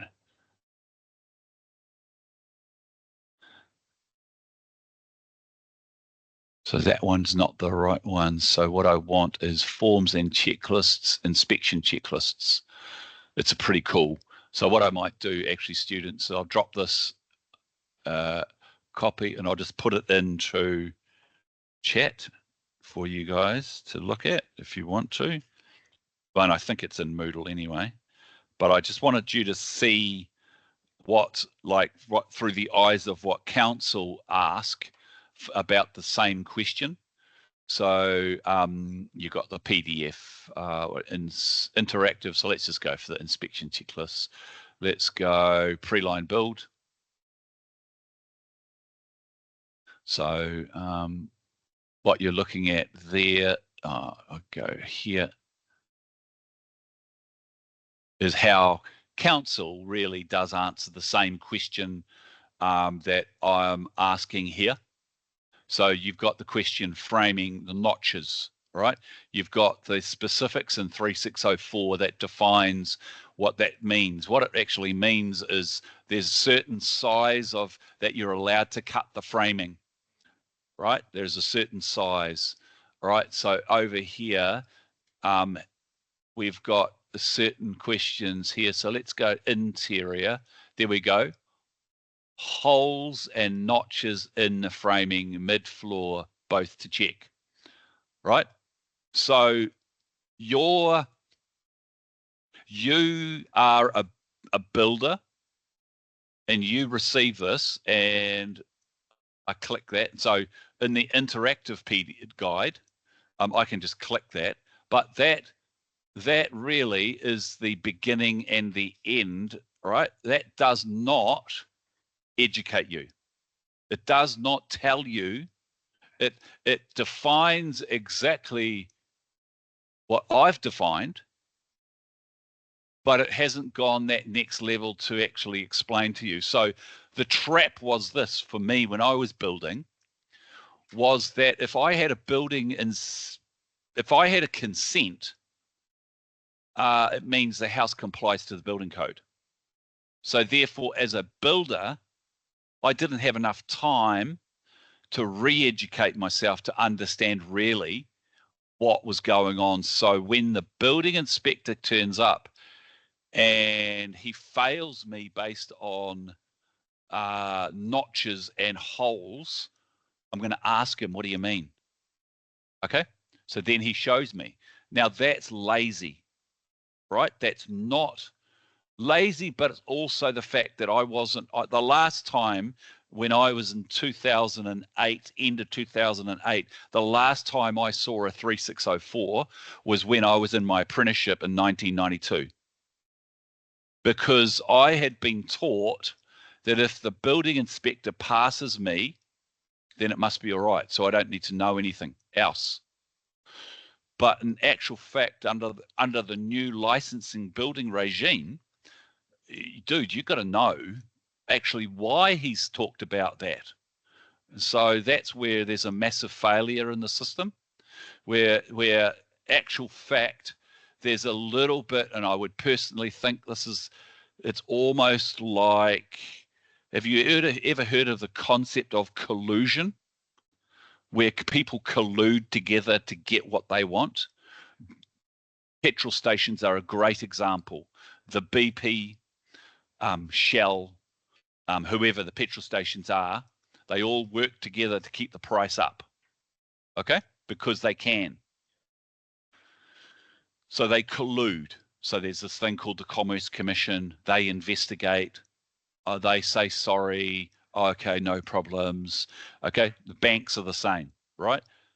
Well, I'm suggesting to you that actually the government, New Zealand government, colluded with the councils in the development of a thing called the licensed building practitioner regime, and basically they have set it up to stitch the LBPs.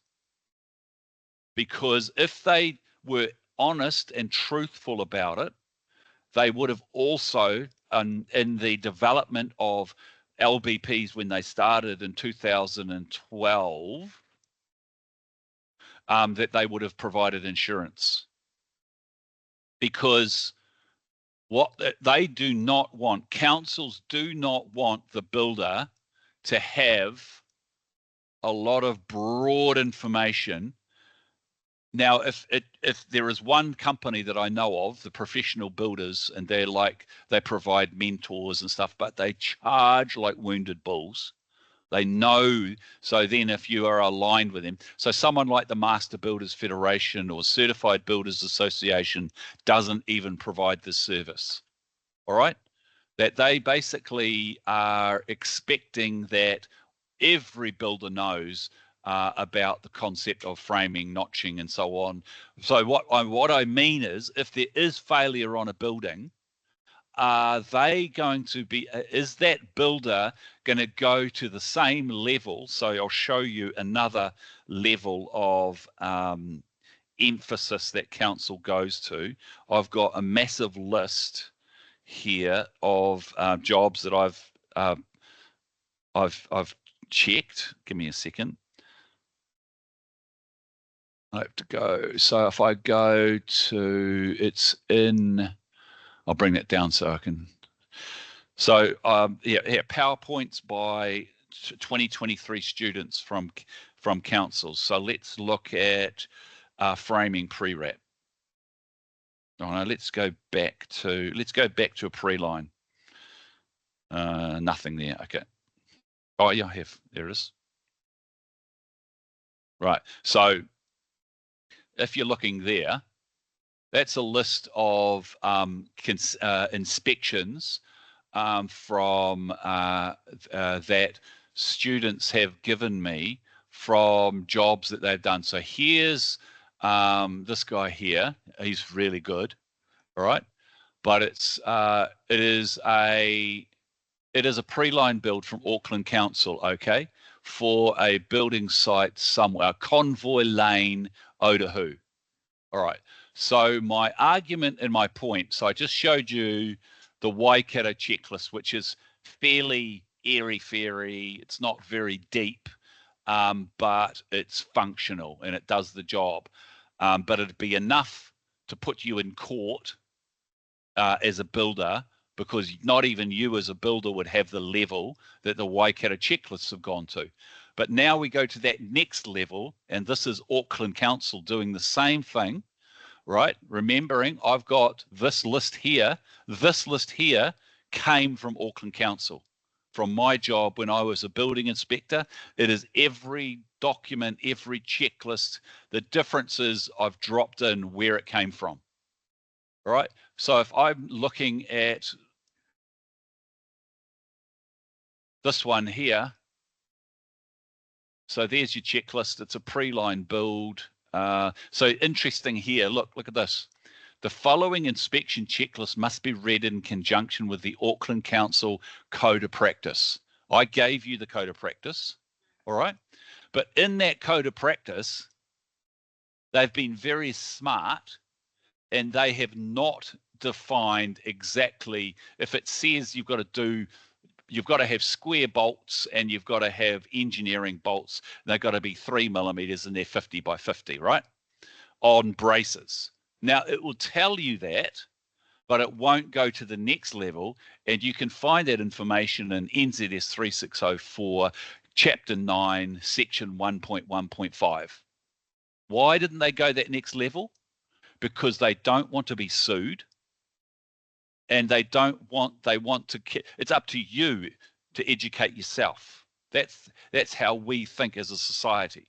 You have to educate yourself. So that's not very helpful. You could spend hours trying to scroll through to try and find where to find this information. I just think there's another part of councils, and that councils should be actually getting involved in a place where there's obvious economic market failure. The building industry has been in economic market failure for years, and the councils should come to the party. When they've already spent the money themselves on my rates. So that's where I'm going here. So that was dated the 13th of the 12th. This is very basic stuff here, but come down here.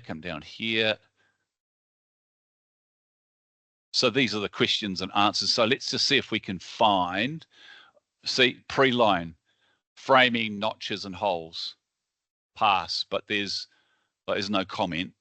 There's no need to comment. Pre-line building, but the point being is there's no evidence of where that is found. Why? So, but that they probably don't need to. Okay, so let's come down, and then the next thing. So hopefully, if I'm lucky, so you can see basically what he's said here. He's got lots of, it's a minor variation, but in this one, I don't think it's going to happen. Yes, thank you. There's some photos. All right. Now, when I'm teaching my students about inspections, and if I was auditing this, I can automatically see right now, okay, what wall was that? What does that actually say? And, so write it in here. if it's not written down, it didn't happen. If you were in a court of law and you were having to say basically what you're doing there, a picture is worth 1,000 words. And yes, a council can be is more respected than if it was an LBP. But I'd expect to see some sort of something written there to say, hey, that's going on there. All right. So also look at the size of that pipe. All right. So this. So it's too big. So that pipe is probably 40 millimeters. If it's 40, it might. Okay. Let's say it's 32 millimeters. What's going to happen when a little Johnny comes along, starts to screw the screws through that bottom plate? You're gonna screw, and it's gonna leak. So, like, my gosh, you got to be really careful with your photos. But also, I mean, we've got up here. So he said, and I don't want to be picky, but he did say framing, notches, and holes passed. Okay, so he said that. So let's just double check that he's correct. Now I've got a 3604. Where have I got it? Oh yeah. So give me a sec. I've got it.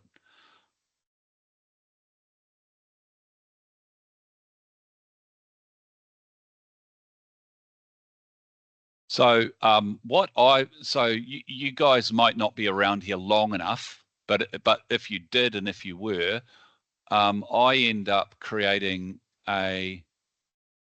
so this is my OneDrive, future skills. And I'm supposed to open up that. Okay, so I got this off Patrick and his idea, because he's had 50 years of working at councils and stuff. And so he basically goes from job to job and it collects information from one job to the next job to the next job. Farth North District Council, Nelson District Council, Tauranga District Council, Christchurch District Council, and so he'll get this document and that document. It's got, like they say, he's got a garage full of crap, But really what he's done is, instead of worrying about it in his brain, he's got this this dictionary or glossary of information. So I've sort of started building it as well. Of course, it's great for me because I can just go over and over and over and over. And for 5 years, I've built it up, right? So the thing I was just asking, I have got 3604 somewhere, can't remember, standards, right? So standards, technical documents, and then NZS 3604. That's 3604 2000. That's not the one. 3640. You got to watch that, but it's in here somewhere.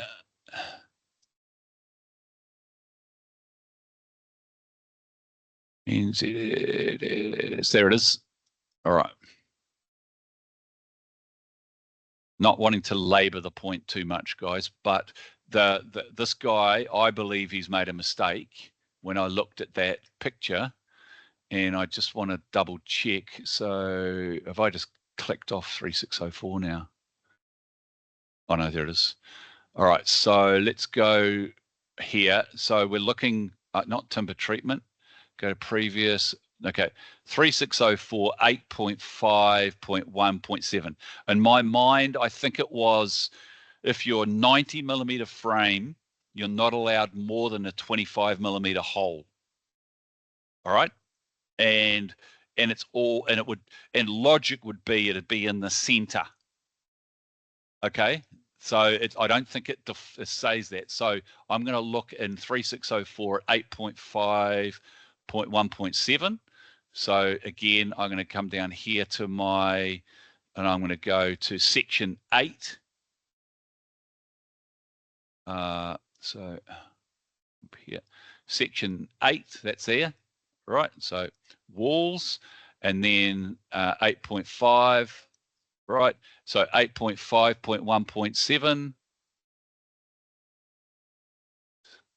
Yeah. So just be aware. So you've got tables and you've got figures, and then you've got the writing, right? So you see the word tables. So it doesn't. So then that is a table again. But what we're looking for is the writing. See here, 8.15.5.1.5. So then if we just scroll down a little bit, 8.5.1, on you bugger, get up there. Ugh. 1.6 notches and studs, and it's notches and studs, holes in face and notches in the edge of a stud. And we just need to go to that next. There, okay, 25 millimeters maximum. All right, and it's in the center. All right, so for a 90 millimeter wide stud, the depth of the notches, the diameters may be increased to 35 if there's 3 consecutive studs. Okay, right. So in the sense that, so he's actually made a mistake when he's done that consent where he talked about that. So let's just go here. Oh, there. Yep. Sorry. HRV. I'm trying to get money out every year to clean my HRV. So I would be arguing when I looked at the photos at the end of that down here, that to me looks like it is more than 25 millimeters. That he's wrong, right? Do you know as students what he might do, what they could do to fix that? Oh, you would know as an electrician. Yeah. Yes. Yep. Yeah. But I'm really uncomfortable with it being so close, right? But anyway, I mean, the job, what we're doing here is not necessarily to give the guy a hard time. It's just the principle that, but like as students, you never knew that actually in timber 90, but now I've just shown you very quickly in 3604 that actually that's the reason why that a decision is made. Your decision is made based on, and your reason for decision is based on that paragraph, right? So a customer is going to be pretty peeved with you that you failed the job. But this is the point, is this is what I found over and over and over. And so I don't think personally I'm very good when there's aggression happening, right? Okay, so I don't react the best at it probably, but I learned that actually if I can rely on the law and rely on a rule and rely on a point of reference, then I can have a reasonable conversation. And the conversation's pretty much like this. You're the licensed building practitioner. You said on your consented plans that this house complies to the NZS 3604. Yes. You're the licensed building practitioner. Yes. Here's the evidence of what went wrong. Okay. And it's failed. So I don't think there's any argument there. There's no, hey, I'm picking on because you're Indian, or I'm picking on you because I hate you, or whatever. No, it's just black and white. So I use the rules to protect me. So you just learn how to do that. That's the game. Okay, cool. All right.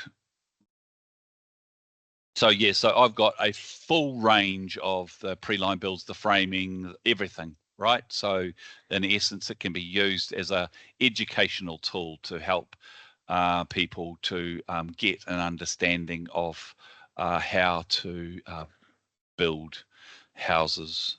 So let's just go back to here.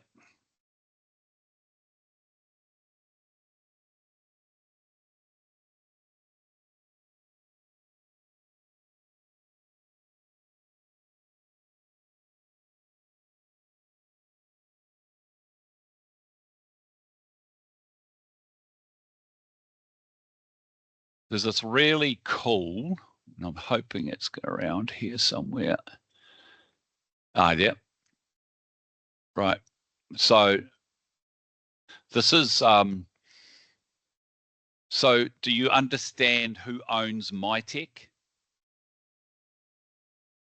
Have you ever heard of Warren Buffett? Yep, he owns MyTech. It's one of his many companies that he owns. Okay. So it's and his the way he does business, so he's the what do they call him? The Oracle of Omaha, right? So he's in the business of good businesses, right? Like businesses that have a longevity. So MyTech, this is MyTech America, but this young guy does a really good job at explaining what a truss is. Like, so you're looking at my little house over there. I've got a truss, and I've got those little ways that they've designed and stuff. So this little YouTube is about that. So I will skip that. So I'll just grab this for you online, students, and then I've got a little Kahoot question answer exercise for after the video. Okay. So I'll put that in there for you. So have a look at that.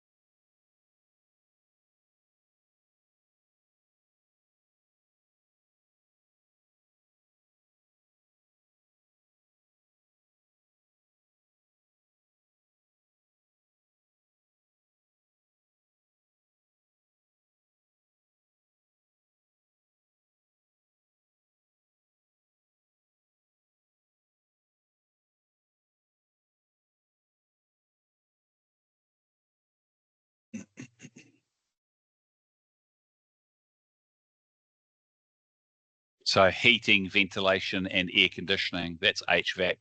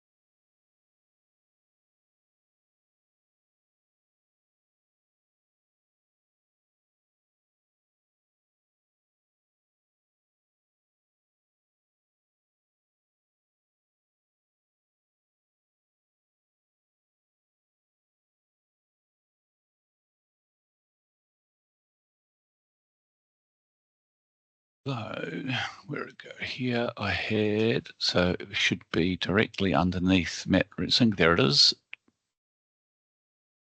So you guys aren't online.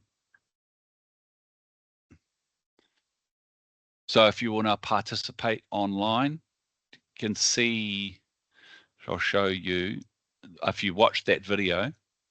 So on your 401, okay, interactive student course guide and then processing inspections. Apologize for the all of that heap of stuff, heap of information that I got in there, but scroll down and there it is there. All right, I'm going in here. So video now, actually more than likely you guys can participate. You don't necessarily have to press that button. Hopefully it will be, where are we go? Host live.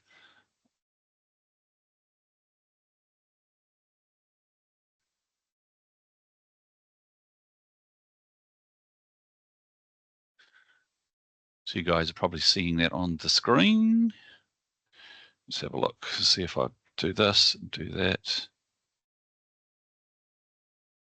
It's not going to do it. Start that.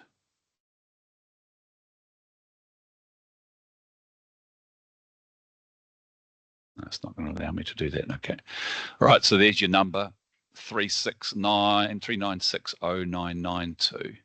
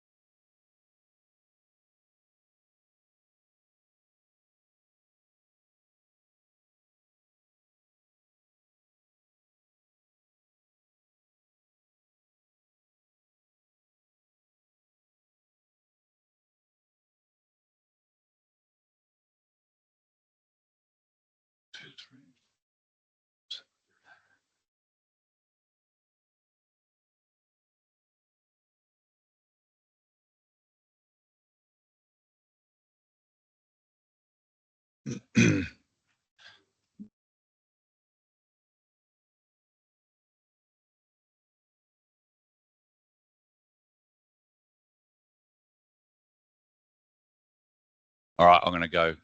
I know there's probably, I don't know whether there's anybody online that's going to do it, but anyway.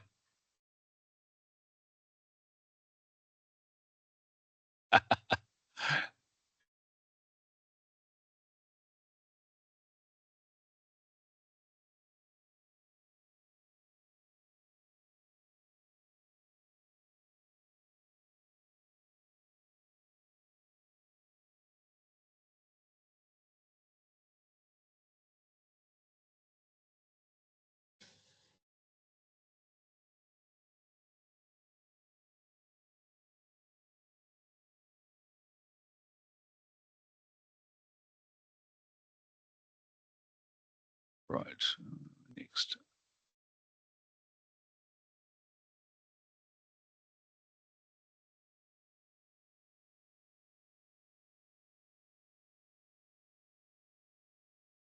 Sorry. What's happened there? There we go. So what was the question? Advantage for custom build, quick custom? Yeah. Yeah. So he's sort of explaining, wasn't he, that you can, yeah. Don't know how true that is.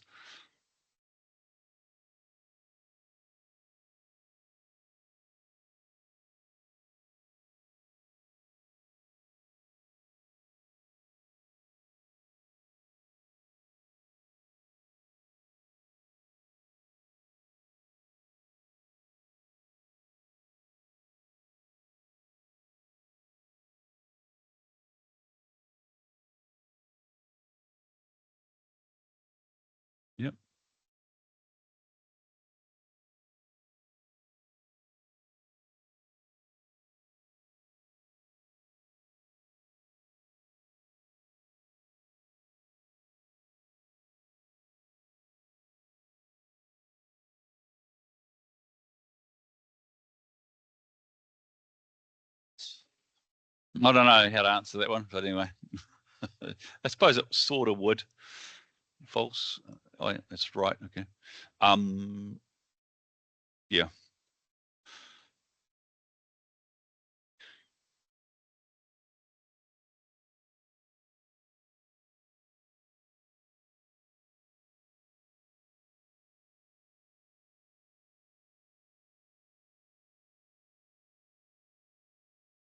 And that's a matter of opinion, really.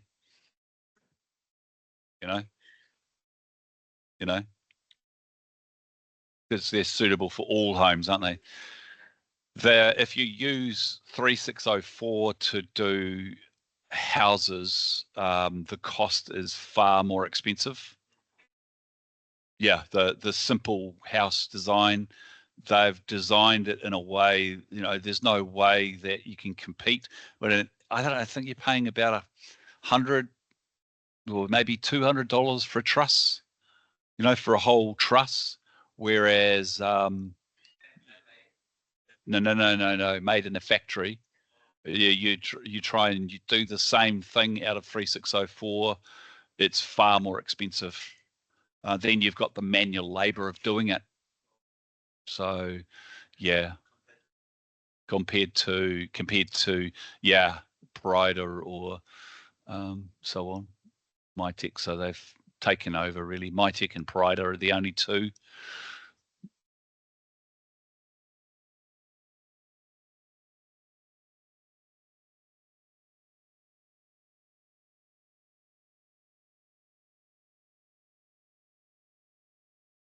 Yeah, I'd say it there. But I mean, I was thinking of that, but you're probably right. And yeah, so yeah, yeah.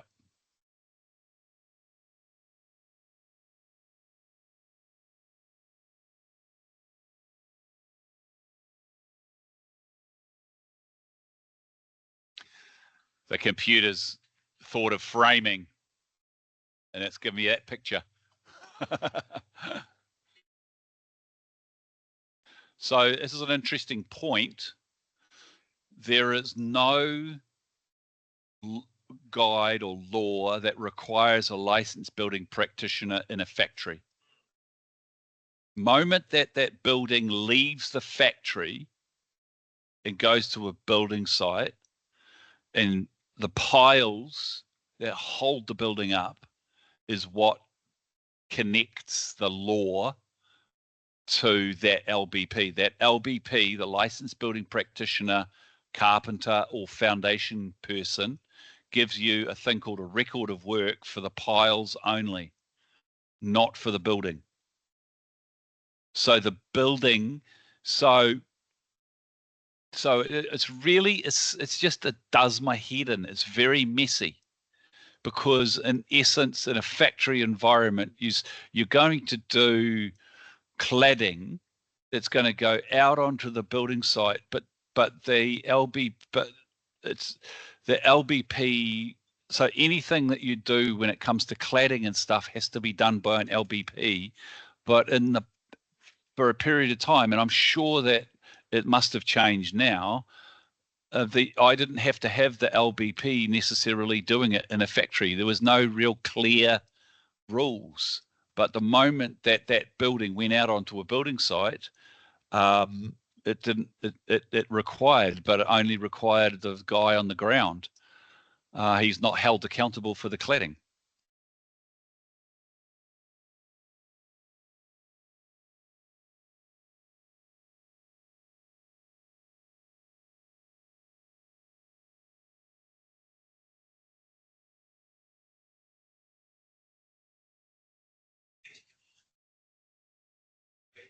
Create moments.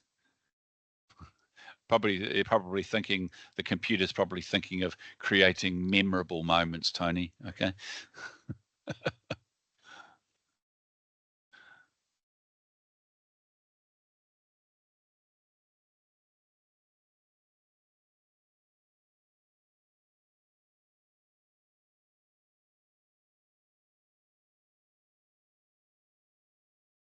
So the winner of this would be whoever did it quick enough. Double points. Look, This is so quick. I haven't even choose yet, Ten, and it just keep ten, going. Time's up. I set it to 10 seconds. 20 seconds I find too slow. Oh, I see. I was like, Yeah, oh, yeah. No dramas. Good.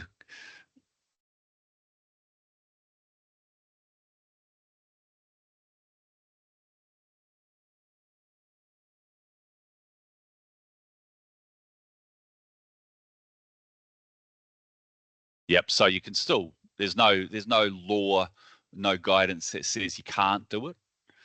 Um, yeah. I just found when I built my little house that I actually did it, the frames myself, trusses. I found it okay, but I don't think it would be a good.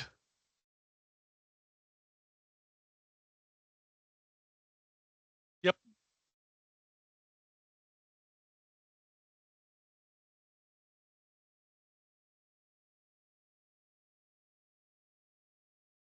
I have no idea what the heck that is. That slipped in. Benefit of, oh, okay. Sorry. It's the saw.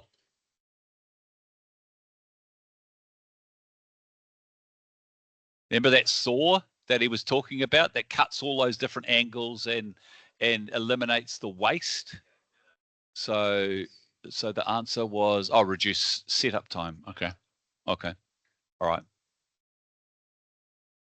He talked about that wizard.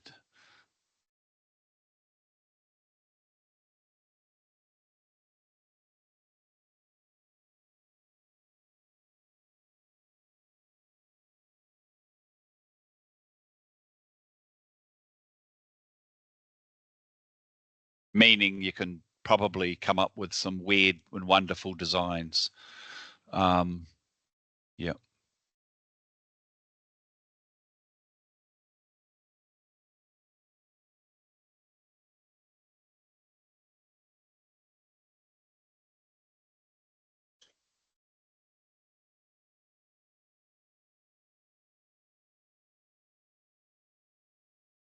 Yeah.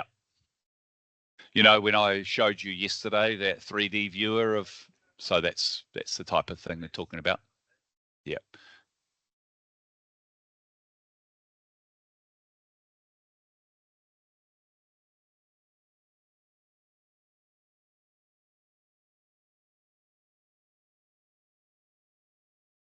And they're talking about cubic feet. I thought I'd convert it, but I thought, no, let's leave it. Yeah, there's that one there. It went from 5,000 cubic meter to 9,000, which, yeah, it's a win for um, them.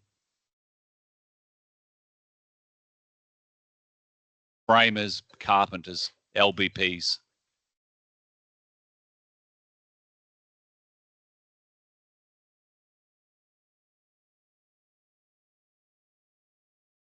It's true, and it's like, it's sad, but it's the reality, isn't it?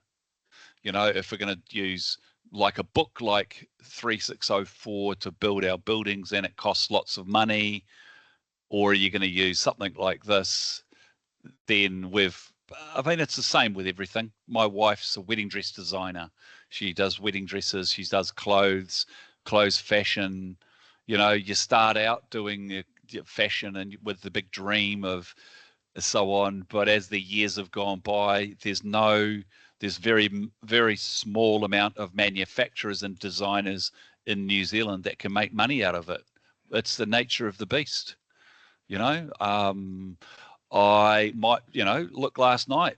The warehouse is screaming they're going to go broke. Kmart's, doing well, but the point being is, we transitioned, didn't we, from the Smith and Coe's, from the George Courts to the warehouse. Now we can go down there. You can go to Kmart. What's my wife doing last night? Buying on Temu, a watch strap for me. You know, she goes, oh, I've got to get this much money. What else can we buy, Carl? I've got to get this much money so we can get it for free. And is my wife wrong? And is that bad? No, it's a functional watch, a functional strap, should I say, that suits me, that I can get delivered to my door for free. That is the fact of life. So this is the fact of life. This guy here, they've spent $680 million on that software, right? Globally. They can then do so what you're watching there about America is exactly what's happening here in New Zealand. It's the same product, it's the same company, different building code, but the same thing. And yeah, essentially, because Warren Buffett as an organization has spent that amount of money, he's capturing the market, of course. And they're going to waltz right into the modern methods of construction and house building. Now, you could be building your factory anywhere in the world using his system. It would suit the New Zealand building code. So it's just a fact of life, sadly. It's just the reality. And add to that, so my son, he does his journalism and he does his training, journalism at AUT, really excited, fantastic, gets to the end of doing the degree, realizes that, the internet's taken over, there's no jobs at TV3, there's no jobs at TVNZ, no jobs at the Herald, people are using influencers to make decisions, there's no cash flow, it's the way it is. Yeah. Like I said to Jesse, people still want the truth. They still want your attitude, what you're about.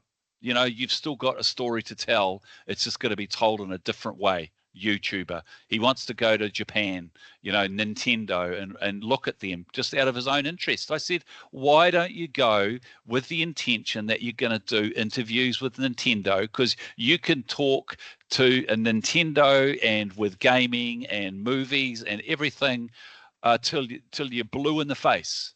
Why don't you do that? So, and don't worry about it. Don't stress. Uh, it's the way it is. Times change.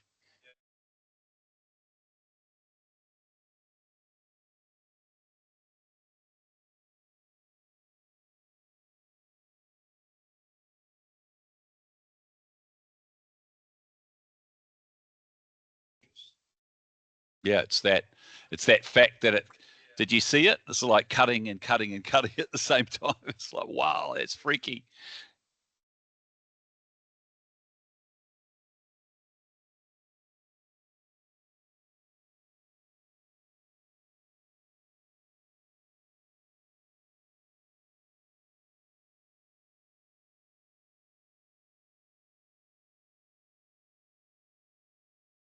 Yeah, Sapphire. But they are all design tools, and Revit, AutoCAD are the biggies. Yeah, ArchiCAD and stuff. Yep, yep. But that's where, again, this outfit like MyTech and Prida. So Prida is the Illinois tool company from Illinois, and so both American. Um, so they've captured that market. So they're the two dominant players. So it's interesting. You end up becoming. So you saw those guys at MyTech on the computer. Well, it's a whole different program. So if you understand how to do that, then you got yourself a guaranteed job for life, right? It's not like you go along necessarily and go and learn MyTech certification at Future Skills. No, you would go to a pre-cut pre-nailer, and they will probably put you through training to become that you might have been a drafts person or an architect. And I don't know whether Ruby, that's something that you'd be interested in, where you could basically go to that next level and then learn the Sapphire program and stuff, and you become like, mate, you could write your own check basically. And that's really where it's at. So obviously there's still going to be Revit, there's still going to be AutoCAD, but the manufacturers like Mytech aren't going to go and buy Revit because, yeah, I don't know what this is. Well, it does. I think I am right in the sense. So you don't know how to answer it. That's fair enough.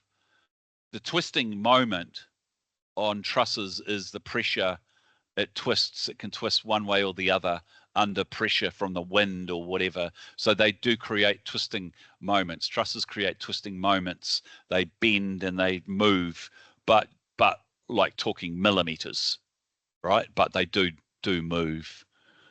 And I don't know whether he actually mentioned that or not. So don't panic. What do we got? Oh, yeah. Yeah.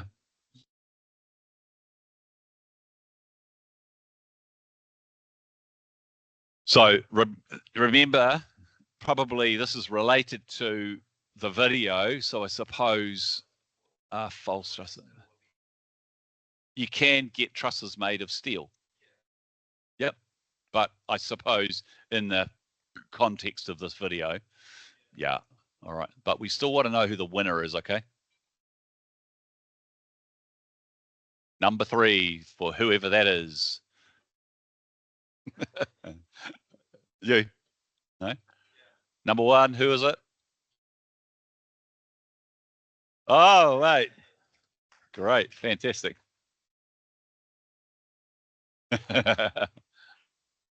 I think I said to Tony last time I was going to get him a chocolate fish, not the last time he won. And I never did I? Sorry. Yeah. I'm a liar. Yeah. Okay. So let's just get out of that. Leave. And if I go, so I've got this other one. So I'll go back to here and I think I've dropped it in here. I was sort of hoping you might be able to do it tomorrow, but tomorrow my thinking is actually you just concentrate on having a look at that assessment and just quietly doing that. And I'll just show you this. We've got 1219. This thing that we're going to do now is part of the Cohort thing, but it's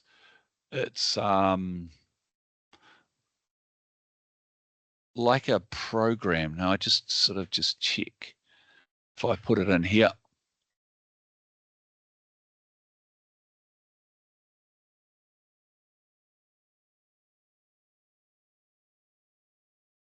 Oh, this is quite a good one. This is one. Let's just have a look at this. So all of the students can see this. Interesting.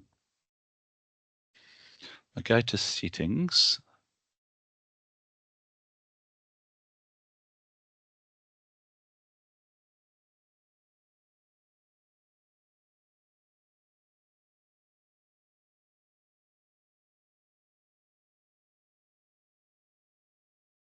Okay, let's see what happens. Right.